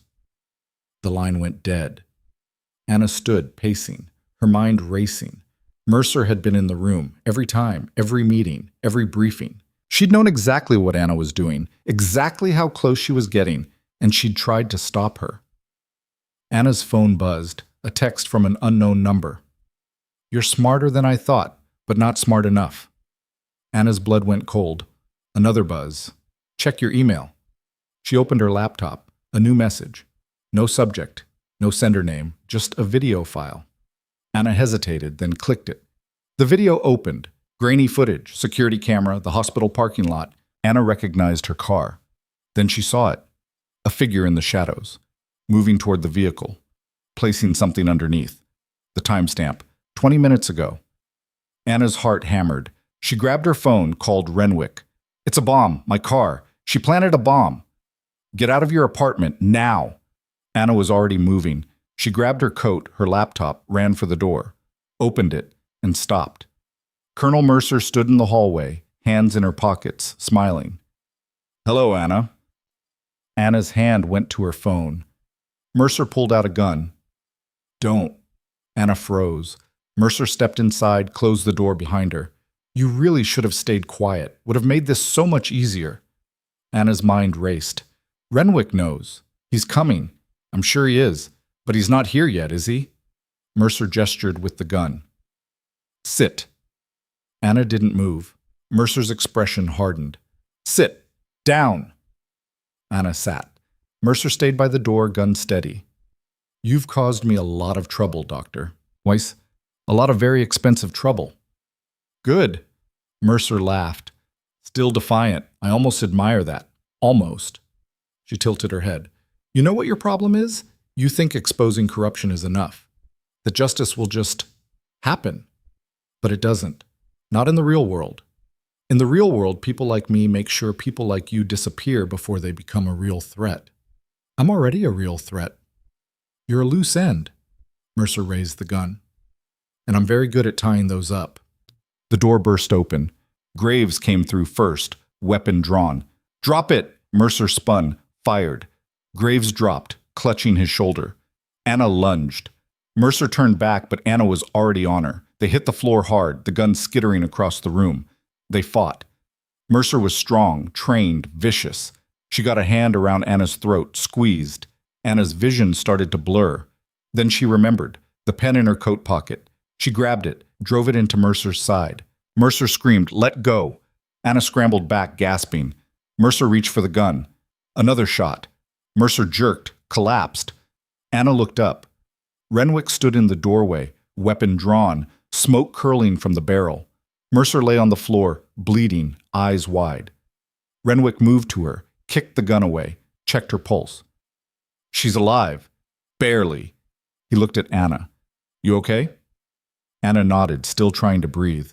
Graves groaned. Someone want to help me up? Renwick called for medical. Within minutes, the apartment was flooded with personnel. Paramedics. Security. NATO officials. They took Mercer out on a stretcher, unconscious, handcuffed. Anna sat on the couch, wrapped in a blanket, watching it all unfold. Renwick sat beside her. It's over. Anna looked at him. Is it? Mercer was the architect. With her in custody, the whole operation collapses. And the people she worked with, the ones still out there, we'll find them, but the head of the snake is cut off. That's what matters. Anna leaned back, closed her eyes. 32 people died because of her. I know. And she almost got away with it. But she didn't, because of you. Anna opened her eyes. I'm tired, Renwick. I know, but you did it. You exposed everything. You brought them all down. Anna didn't respond. Renwick stood. Get some rest. We'll talk tomorrow. He left. Anna sat alone in her apartment, staring at the bloodstains on the floor. It was over, but it didn't feel like victory. It just felt like survival. And somewhere, in a hospital she'd never been to, in a city she'd never seen, another system was failing. Another patient was dying, because someone wasn't paying attention. Anna stood, walked to her laptop, and opened her email. The message from Renwick about the Berlin hospital was still there. She clicked reply. Send me the files. I'll be there next week. She hit send, then she packed her bag. The work was never finished, but as long as she could still fight, she would. She didn't sleep that night. Just sat on the couch, laptop open, reading through files on Charité University Hospital in Berlin. Patient mortality rates that didn't align with their stated protocols. Surgical complication statistics that had been smoothed over in official reports. The same pattern she'd seen at Blackridge, just packaged differently. By dawn, Anna had identified 6 cases worth investigating. By the time the sun fully rose, she'd booked a train ticket for the following afternoon. But first, she had unfinished business. Anna arrived at the hospital just after 7. The morning shift was already in motion, nurses changing IVs, residents reviewing overnight admissions, the cafeteria starting to fill with tired staff grabbing coffee before rounds. She walked through the halls and felt the difference immediately. People nodded to her, some smiled. A nurse Anna had never spoken to stopped her in the corridor. Dr. Weiss just wanted to say thank you for everything. Anna blinked. You don't need to thank me. Yeah, I do. My sister works at a hospital in Prague. She said they're already implementing new protocols because of what happened here. You changed more than just Blackridge. The nurse walked away before Anna could respond. Anna stood there for a moment, then continued to Kane's room. He was scheduled for discharge this morning, final clearance, final checks, then home. She found him sitting on the edge of the bed, fully dressed in civilian clothes, looking stronger than he had in weeks. A woman in her early 30s sat beside him, his daughter, based on the resemblance.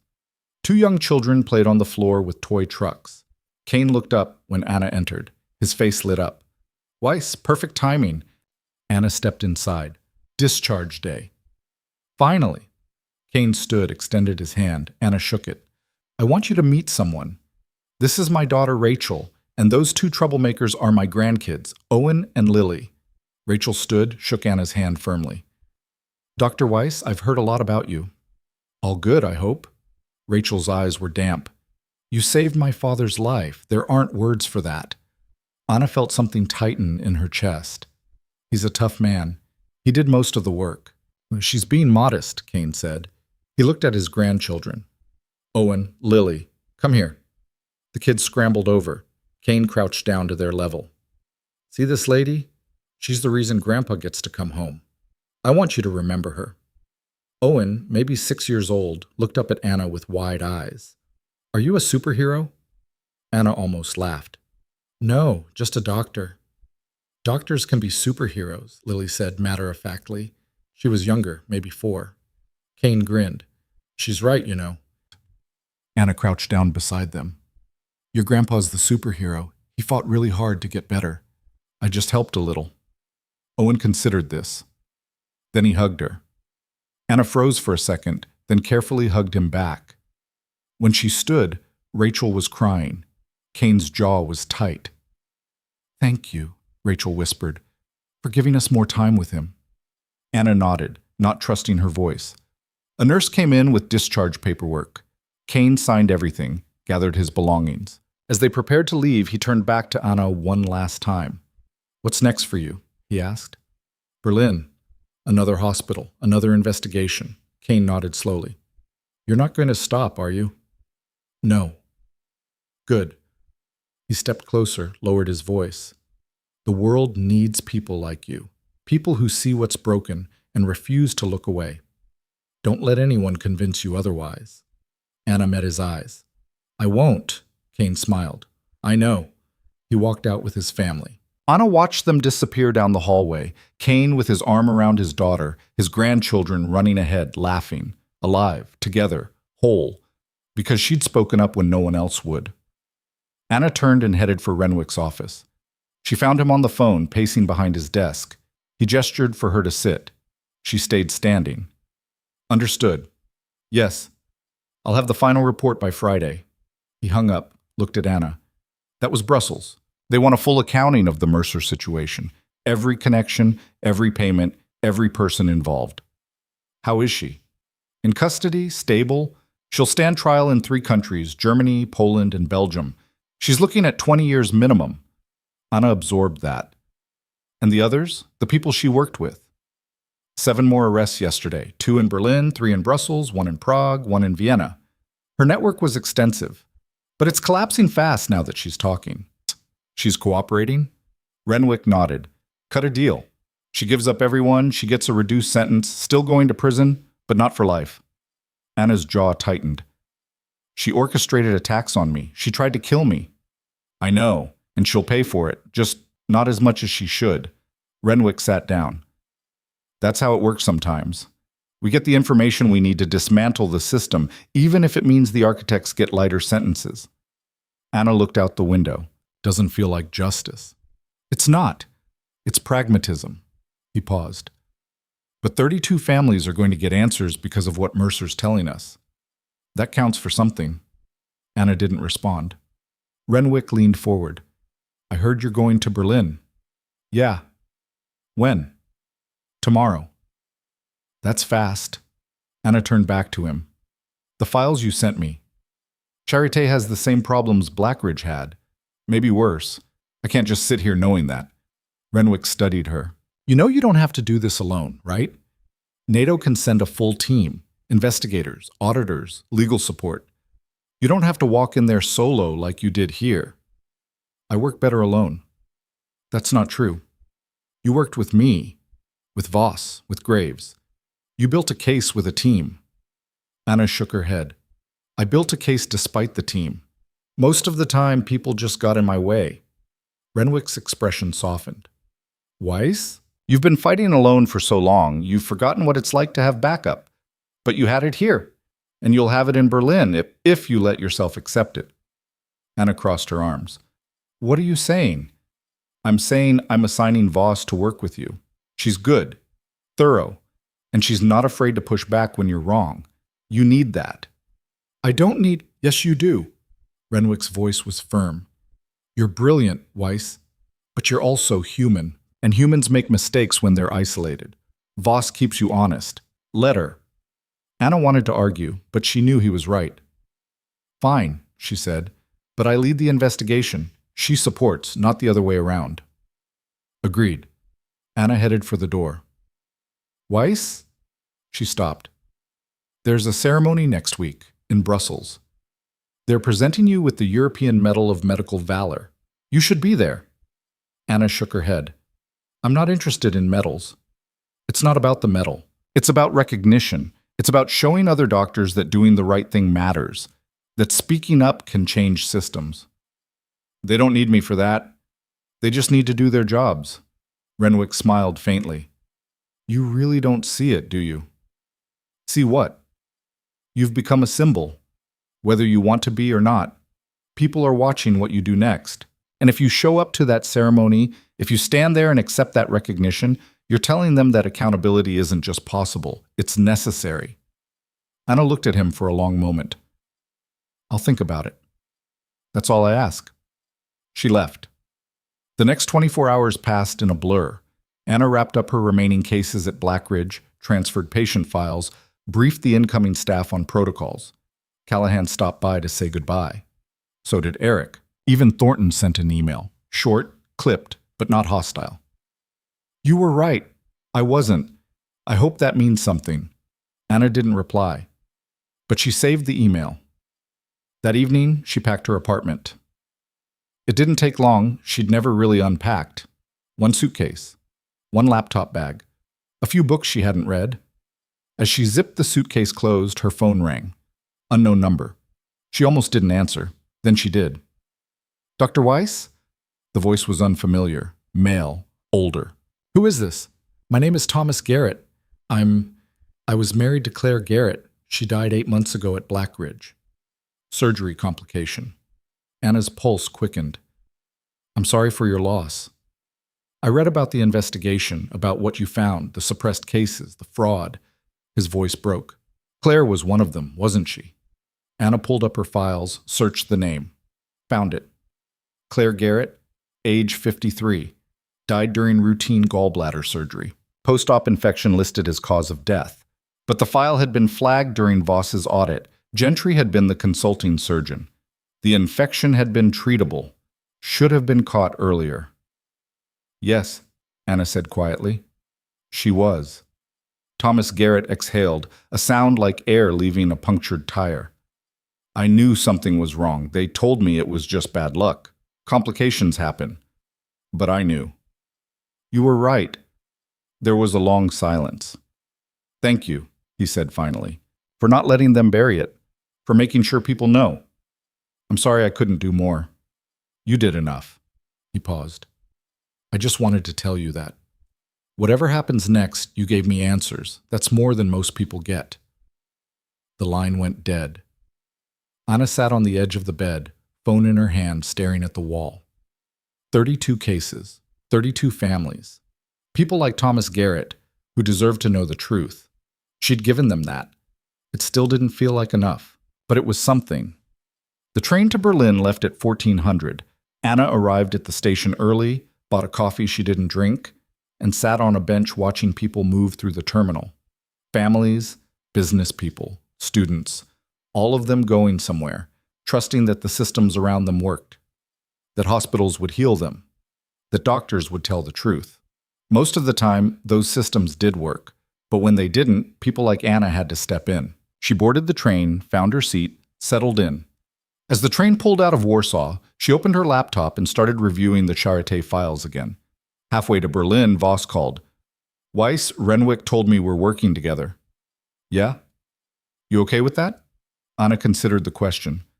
As long as you don't slow me down. Voss laughed. I'll do my best. I'm already in Berlin. Got us a hotel near the hospital. And I've set up meetings with 3 former staff members who flagged concerns internally but were ignored. Good. When? Tomorrow morning, 9, 10, and 11:30. Anna made notes. What about access to their records?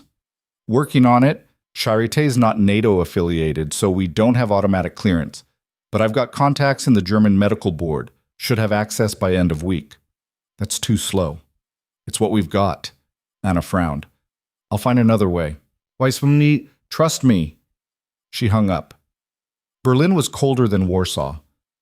Anna felt it the moment she stepped off the train, a sharp wind cutting through the station, the kind that made people walk faster, heads down, shoulders hunched.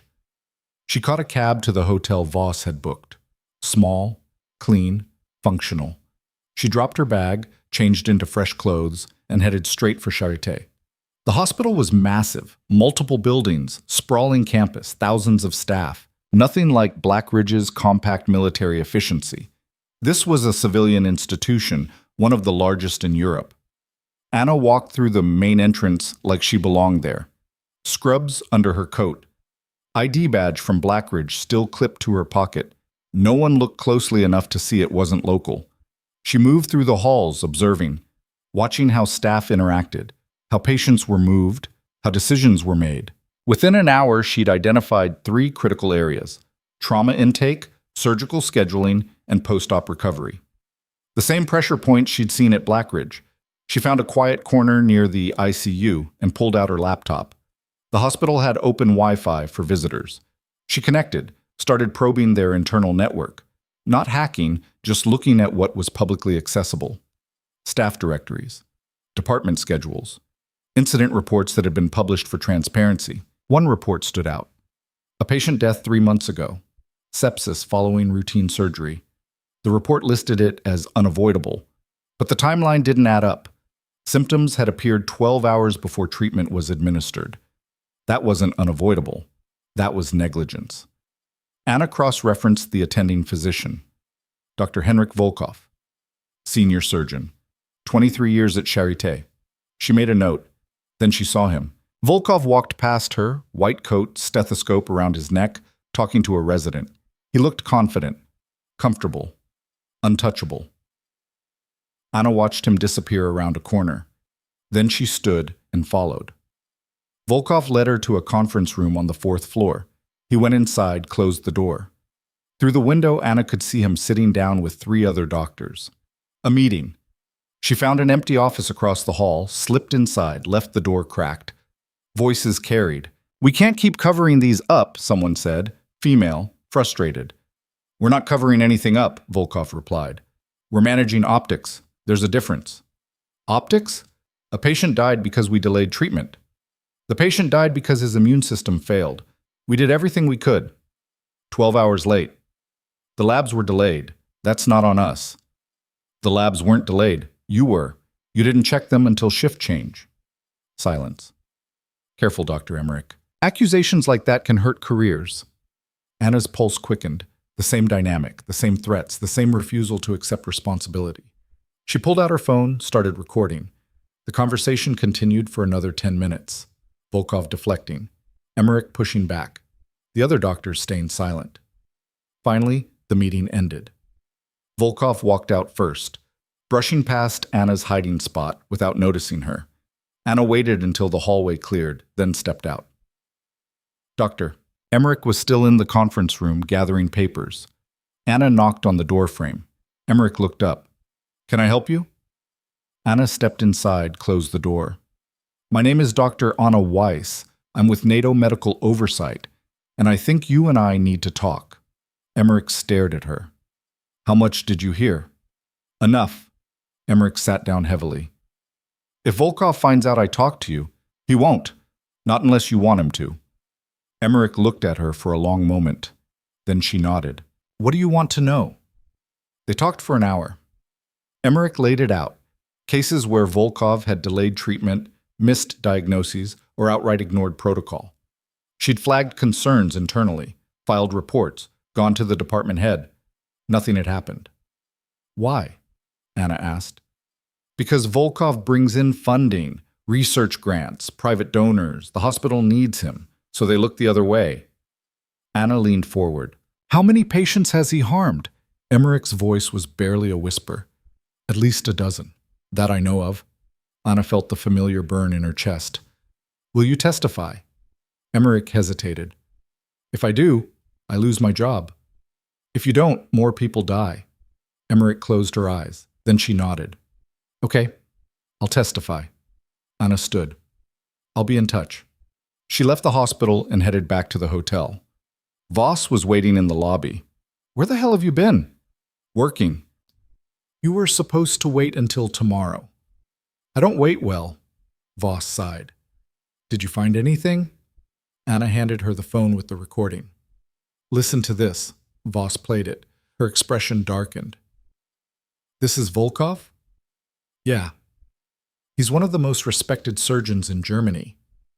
He's also killing people." Voss looked at her. "You can prove that?" "I've got a witness. Dr. Emmerich. She'll testify." Voss nodded slowly. "All right, we need to move carefully. If we come at Volkov too hard, too fast, the hospital will close ranks. We need more evidence, more witnesses." "I know. That's why I need access to their internal records." "I told you I'm working on it."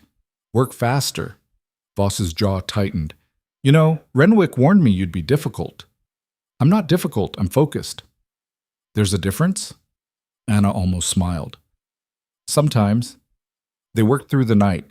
Voss made calls, pulled strings, leveraged contacts. By morning, they had conditional access to Charité's records, limited scope, supervised review, but it was something. Anna dove in immediately. Patient outcomes, surgical logs, incident reports. She built a timeline, cross-referenced Volkov's cases, identified patterns. By the end of the second day, she had 15 cases, 12 deaths, 3 permanent injuries, all linked to Volkov's decisions. Voss reviewed the evidence. "This is solid. We can bring him up on charges." Not yet," Anna said. "We need to know if he's working alone or if this is another systemic issue." "You think there's a cover-up?" "I think there's always a cover-up. We just need to find it." They dug deeper, found financial records, consulting fees paid to Volkov from a private medical group, different name, same model as Prestige Health Solutions. "Here we go again," Voss muttered. Anna pulled the thread. found 3 other doctors at Charité receiving similar payments, all in positions of authority, all with questionable case outcomes. It's the same playbook, Anna said. Pay key personnel to suppress incidents, maintain the hospital's reputation, protect the funding. Voss leaned back. We need to loop in German authorities. This is bigger than we can handle alone. Anna nodded. Do it. The German medical board moved fast. Within a week, Volkov and 2 other doctors were suspended. A full audit was launched. Families of affected patients were contacted. And Anna testified. In closed hearings, in front of officials, in front of hospital administrators who looked at her like she was the enemy. She didn't care. She told the truth, showed the evidence, let the facts speak. By the end of the month, Volkov was arrested. So were the others. The hospital's director resigned. New leadership was appointed. And once again, Anna found herself at the center of a storm. But this time, something was different. People were listening, not just at Charité, across Europe. Hospitals were reviewing their own protocols. Medical boards were launching investigations. Doctors were speaking up about concerns they'd buried for years. The system was changing, slowly, painfully, but changing. Anna sat in a cafe near her hotel, reading news coverage on her laptop. Headlines from Berlin, Paris, Rome, Madrid, all talking about the need for reform, for oversight, for accountability. Voss slid into the seat across from her. You've seen the news? Yeah. Brussels is calling it the Weiss effect. Hospitals scrambling to avoid being the next Blackridge or Charité. Anna closed her laptop. Good. Voss studied her. You don't look happy. I'm not unhappy. That's not the same thing. Anna looked out the window, people walking past, living their lives, trusting systems that were finally starting to work the way they should. I'm tired, Anna said quietly. Voss nodded. I know, but you did it. You changed things, not just one hospital, the whole system. Anna met her eyes. For how long? Until the next executive decides profit matters more than patients? Until the next doctor decides their reputation is worth more than the truth? Maybe forever, maybe just for now. But that's still better than nothing. Anna considered that. Yeah, I guess it is. Voss pulled out an envelope. This came for you, from Brussels. Anna opened it. Official letterhead, an invitation to the medal ceremony, scheduled for the following week. You going? Voss asked. Anna stared at the invitation. I don't know. Renwick thinks you should. Renwick thinks a lot of things. Voss smiled. He's not wrong about this one. People need to see you, need to know that doing the right thing gets recognized, not just punished. Anna folded the invitation, slipped it into her pocket. I'll think about it. She thought about it for 3 days. During those 3 days, more messages came. Emails from doctors across Europe, some thanking her, some asking for advice, some sharing their own stories of being dismissed, silenced, or punished for speaking up. One email stood out, from a young resident in Lyon. Dr. Weiss, I've been documenting safety violations at my hospital for 6 months. After seeing what you did, I filed a formal complaint. They're investigating now. I don't know what will happen, but I wanted you to know that you made me brave enough to try. Thank you. Anna read it 3 times. Then she booked a train to Brussels. The ceremony was held in a grand hall, high ceilings, marble floors, flags from every NATO member nation. Anna stood backstage in a borrowed dress uniform, feeling completely out of place. Renwick found her. You came. I'm here. That doesn't mean I'm staying. He smiled. Fair enough. Voss appeared, also in uniform. You ready? No? Good. That means you're human. The ceremony began. Speeches, awards, generals talking about valor and sacrifice. Dignitaries praising innovation and dedication. Anna watched from the wings, hands clasped behind her back, trying not to think about how much she'd rather be anywhere else. Then her name was called. She walked onto the stage. The applause was immediate, thunderous, hundreds of people standing. Anna kept her eyes forward, focused on the podium. A general she didn't recognize stood waiting. Silver hair, chest full of medals. He held a velvet case. Dr. Anna Weiss, he said into the microphone, voice booming through the hall. Your actions over the past months have exemplified the highest standards of medical integrity and moral courage. You exposed corruption that had cost lives. You held powerful institutions accountable when others chose silence. You demonstrated that one person, armed with truth and unwilling to back down, can change entire systems. He opened the case. Inside, a gold medal engraved with the NATO seal. For exceptional courage, integrity, and dedication to saving lives, it is my honor to present you with the European Medal of Medical Valor. He pinned it to her uniform. The applause grew louder. Then he stepped back. Dr. Weiss has agreed to say a few words. Anna froze. She hadn't agreed to anything. Voss, standing in the wings, caught her eye and mouthed, "Just do it." Anna stepped to the microphone. The hall went silent. Hundreds of faces looking up at her, waiting. She gripped the podium. "I didn't do this for recognition," she said. Her voice echoed through the massive space. "I did it because patients were dying, because systems were failing, because people with power chose convenience over truth." She paused, scanning the crowd. "I'm not a hero. I'm a doctor who did what every doctor should do. Pay attention. Listen. Speak up when something's wrong. That shouldn't be extraordinary. It should be standard." Murmurs rippled through the audience. "The people who deserve recognition aren't here," Anna continued. "They're the patients who died because no one listened, the families who were lied to, the doctors and nurses who tried to raise concerns and were punished for it." Her voice hardened. "This medal doesn't fix that. It doesn't bring back the people we lost. It doesn't erase the harm that was done. All it does is remind us, all of us, that we failed them first." The room was completely still now. "If you want to honor what I did, don't give me medals. Fix your hospitals. Listen when junior staff raise concerns. Create systems where speaking up is rewarded, not punished. Make sure the next doctor who sees something wrong doesn't have to fight as hard as I did to be heard." She looked directly at the senior officials in the front row.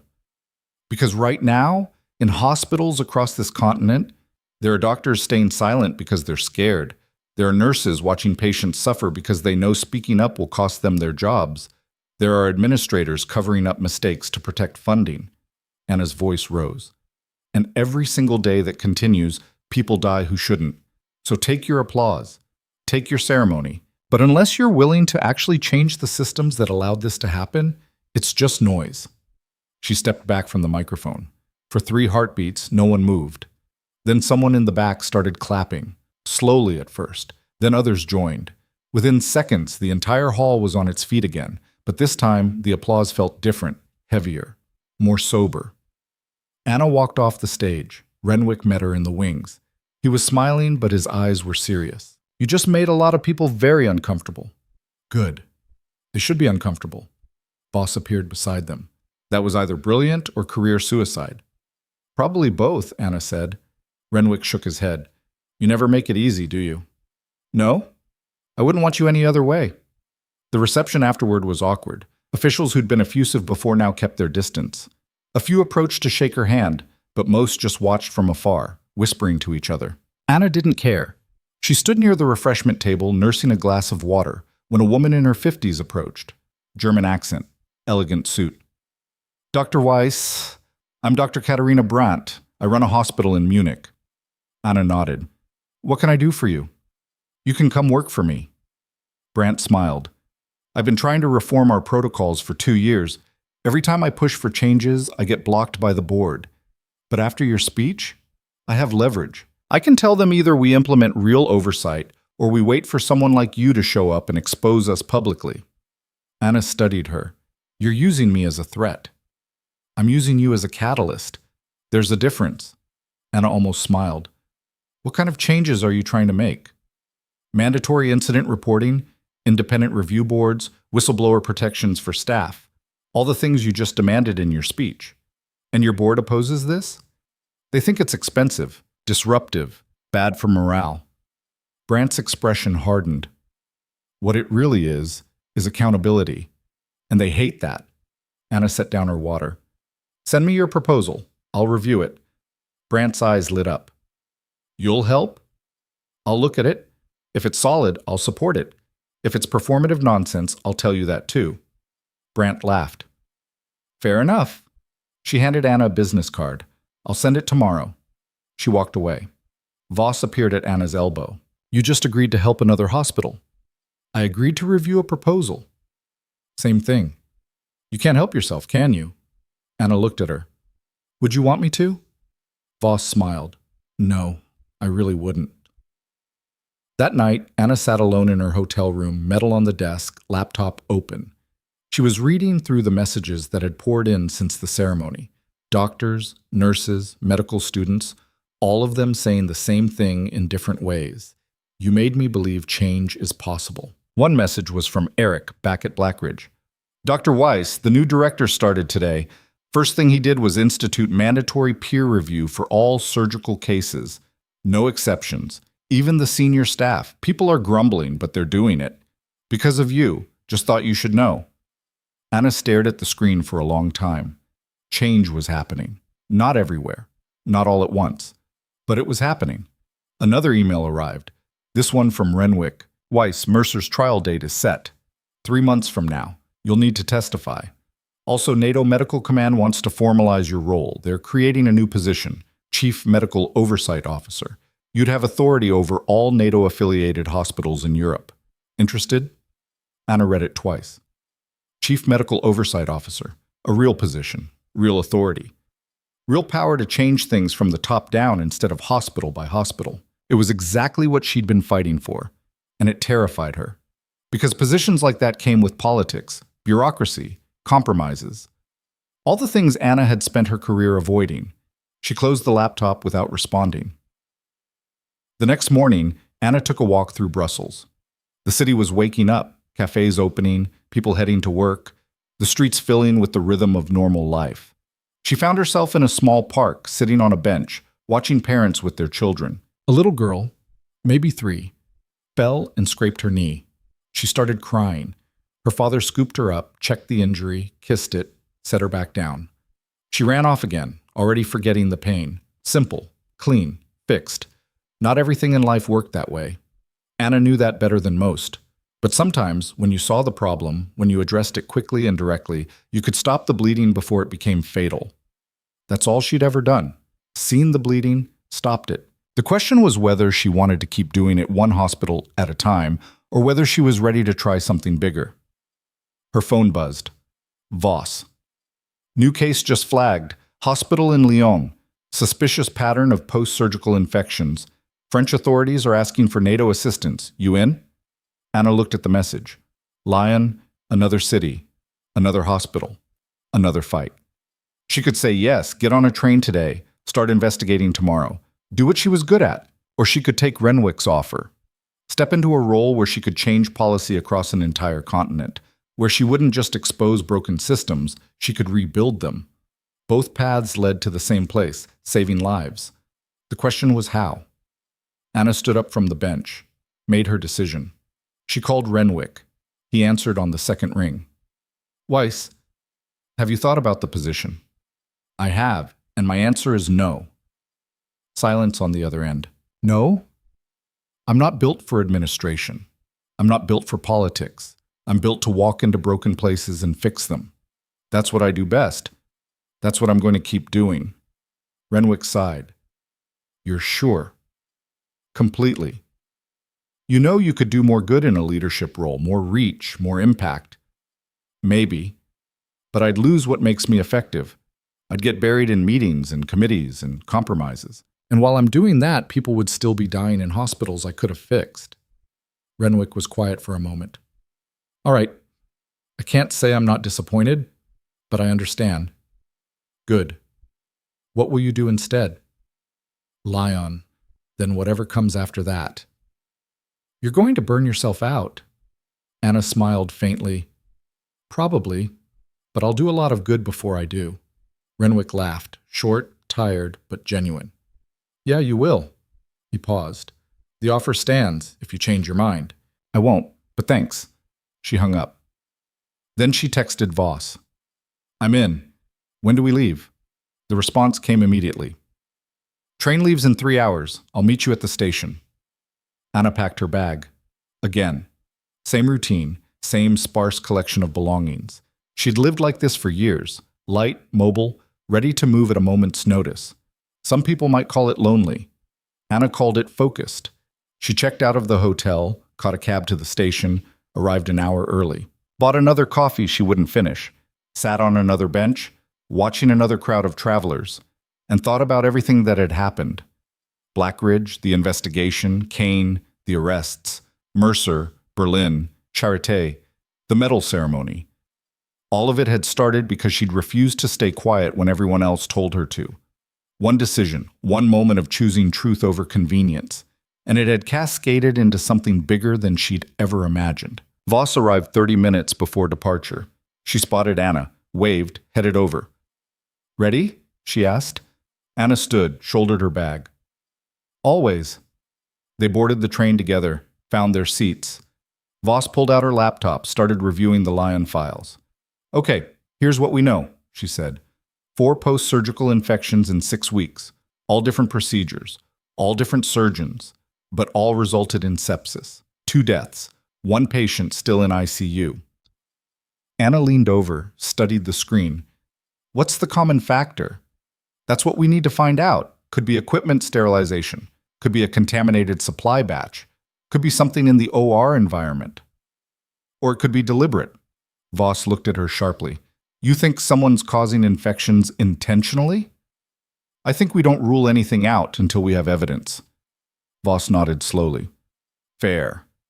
They worked through the rest of the journey. By the time the train pulled into Lyon, they had a preliminary investigation plan. Interview the surviving patient, review the surgical logs, inspect the ORs, talk to the staff. The same process Anna had done a dozen times before. But it never got old, because every time lives were at stake. They checked into a hotel near the hospital, another small, functional room that Anna would barely see, and headed straight to the facility. Lyon Central Hospital was older than Blackridge, bigger than Charité. 500 beds, 30 operating rooms. A teaching hospital, which meant residents and medical students everywhere. More people. More variables. More places for things to go wrong. Anna and Voss split up. Voss went to meet with hospital administration. Anna went to the ICU. The surviving patient was a man in his 40s, post-appendectomy that had spiraled into septic shock.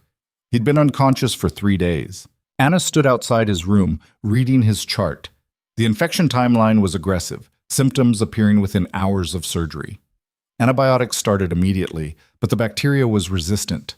They'd had to try 3 different drugs before finding one that worked. She looked through the window. The man was intubated, monitors beeping steadily, IV lines running into both arms. His wife sat beside the bed, holding his hand. Anna knocked gently, entered. The wife looked up. Her eyes were red, exhausted. "I'm Dr. Weiss," Anna said. "I'm here to investigate what happened to your husband." The wife's expression shifted, hope, fear, anger all at once. "Are you going to fix this?" "I'm going to find out why it happened, and I'm going to make sure it doesn't happen again." The wife nodded, tears spilling over. "Please, just please." Anna stayed with her for 20 minutes, asked questions, listened, took notes. Then she left and went to find the operating rooms. The surgical wing was in the basement, concrete walls, fluorescent lights, the smell of disinfectant heavy in the air. Anna walked through, looking at everything: the sterilization equipment, the supply storage, the air filtration systems. She found the OR where the appendectomy had been performed. Empty now. Clean. But something felt off. She couldn't put her finger on it. Just an instinct, a sense that something here wasn't right. Anna pulled out her phone, took photos. Then she went to find Voss. She found her in the administrative wing, arguing with a man in an expensive suit. "I'm telling you, we need full access," Voss was saying. "And I'm telling you, we can't just hand over confidential patient records to external investigators without proper authorization." Anna stepped in. "We have authorization. NATO medical oversight. Unless you want this to turn into a formal audit with full press coverage, I suggest you cooperate." The man, hospital legal counsel, based on his demeanor, glared at her. "Are you threatening us?" "I'm informing you of the process. You can make this easy, or you can make it hard. Either way, we're getting those records." The counsel looked between them, then he sighed. "Fine. I'll have the files ready by tomorrow morning." "Today," Anna said. "Tomorrow." "Today. Or I call Brussels right now and escalate this to a level 3 investigation. which means NATO auditors descend on this hospital, freeze your operations, and go through every single file you have with a microscope. Your choice. The counsel's face went red, but he pulled out his phone, made a call. Get the files ready, today. He stormed off. Voss looked at Anna. You really would have called Brussels? Absolutely. You're ruthless. I'm efficient. They got the files 3 hours later, spent the rest of the day reviewing them. By evening, they had a pattern. All 4 infection cases had been scheduled surgeries. All had used the same OR7. All had been performed by different surgeons, ruling out individual error, but all had been prepped by the same surgical nurse. Anna pulled the nurse's file. Margot Dupont. 15 years at Lyon Central, excellent reviews, no disciplinary issues. Could be coincidence, Voss said. Could be, Anna agreed, but we need to talk to her. They found Dupont on the night shift. She was in her early 40s, efficient movements, dark circles under her eyes from too many long shifts. Anna approached carefully. Ms. Dupont, I'm Dr. Weiss. I need to ask you some questions about OR7. Dupont's face went pale. What about it? You've prepped the last 4 surgeries there that resulted in post-op infections. I follow protocol, every time. I don't understand how… Anna held up a hand. I'm not accusing you. I'm trying to understand what's happening. Walk me through your prep routine. Dupont did, step by step, everything by the book. What about the equipment? Anna asked. Where does it come from? Central Supply. They deliver it pre-sterilized. Always the same vendor? Dupont hesitated. There was a change about 2 months ago. Budget cuts. They switched to a cheaper supplier. Anna and Voss exchanged glances. Show me, Anna said. Dupont led them to the supply room. Rows of sealed surgical kits. Anna picked one up, examined the packaging. The seal looked intact, but when she held it up to the light, she could see a faint discoloration along the edge. Voss, look at this. Voss peered at it. Is that… Contamination. The seal's been compromised. They opened the kit. Inside, the instruments looked clean, but Anna swabbed one anyway, sealed it in an evidence bag. We need to test all of these, she said. Every kit from this supplier. By midnight, they'd collected samples from 30 kits, sent them to a lab for expedited testing. The results came back 18 hours later. 60% of the kits tested positive for bacterial contamination, specifically antibiotic-resistant strains. The cheap supplier had been cutting corners on sterilization, and patients were dying because of it.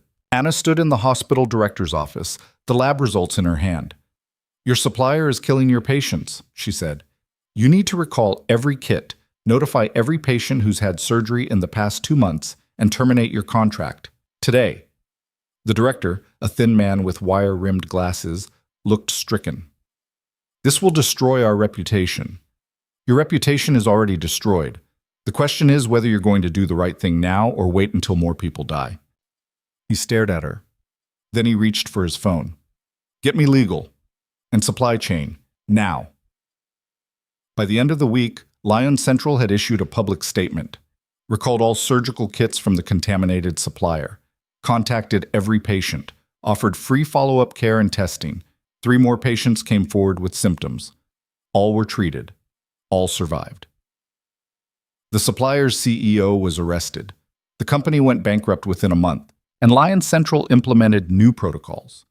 All supplies tested before use, multiple vendors to prevent single-source dependency, mandatory oversight of all procurement decisions. Anna and Voss stood outside the hospital on their last day.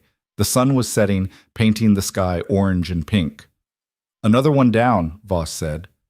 Anna nodded. Yeah. How do you feel? Anna thought about it. Tired, but good. What's next? I don't know yet. But something will come up. It always does. Voss smiled. You really are never going to stop, are you? Not while I can still fight. They walked to the train station together. Voss was heading back to Brussels. Anna was going somewhere. She hadn't decided yet. As they said goodbye on the platform, Voss grabbed her arm.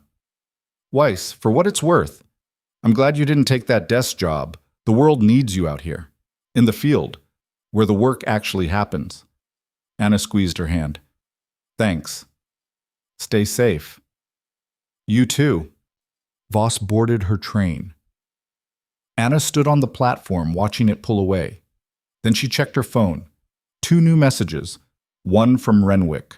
Mercer's trial starts next month. Need you there. One from an unknown number. Dr. Weiss, my name is Sofia Mendez. I'm a nurse in Barcelona. I think my hospital is covering up patient deaths. I don't know who else to call. Can you help? Anna stared at the second message. Barcelona. Another city. Another hospital. Another fight. She typed back, "Send me everything you have. I'll be there as soon as I can." She hit send. Then she bought a ticket to Barcelona. The train wouldn't leave for 2 hours.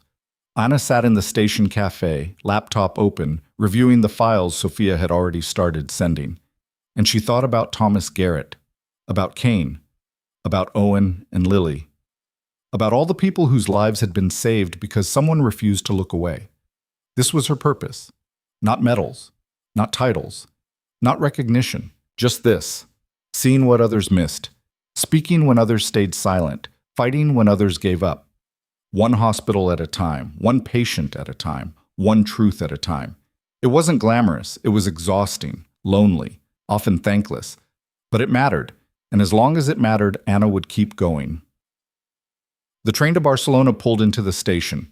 Anna closed her laptop, shouldered her bag, and boarded. As the train pulled away from Lyon, she looked out the window at the city disappearing behind her.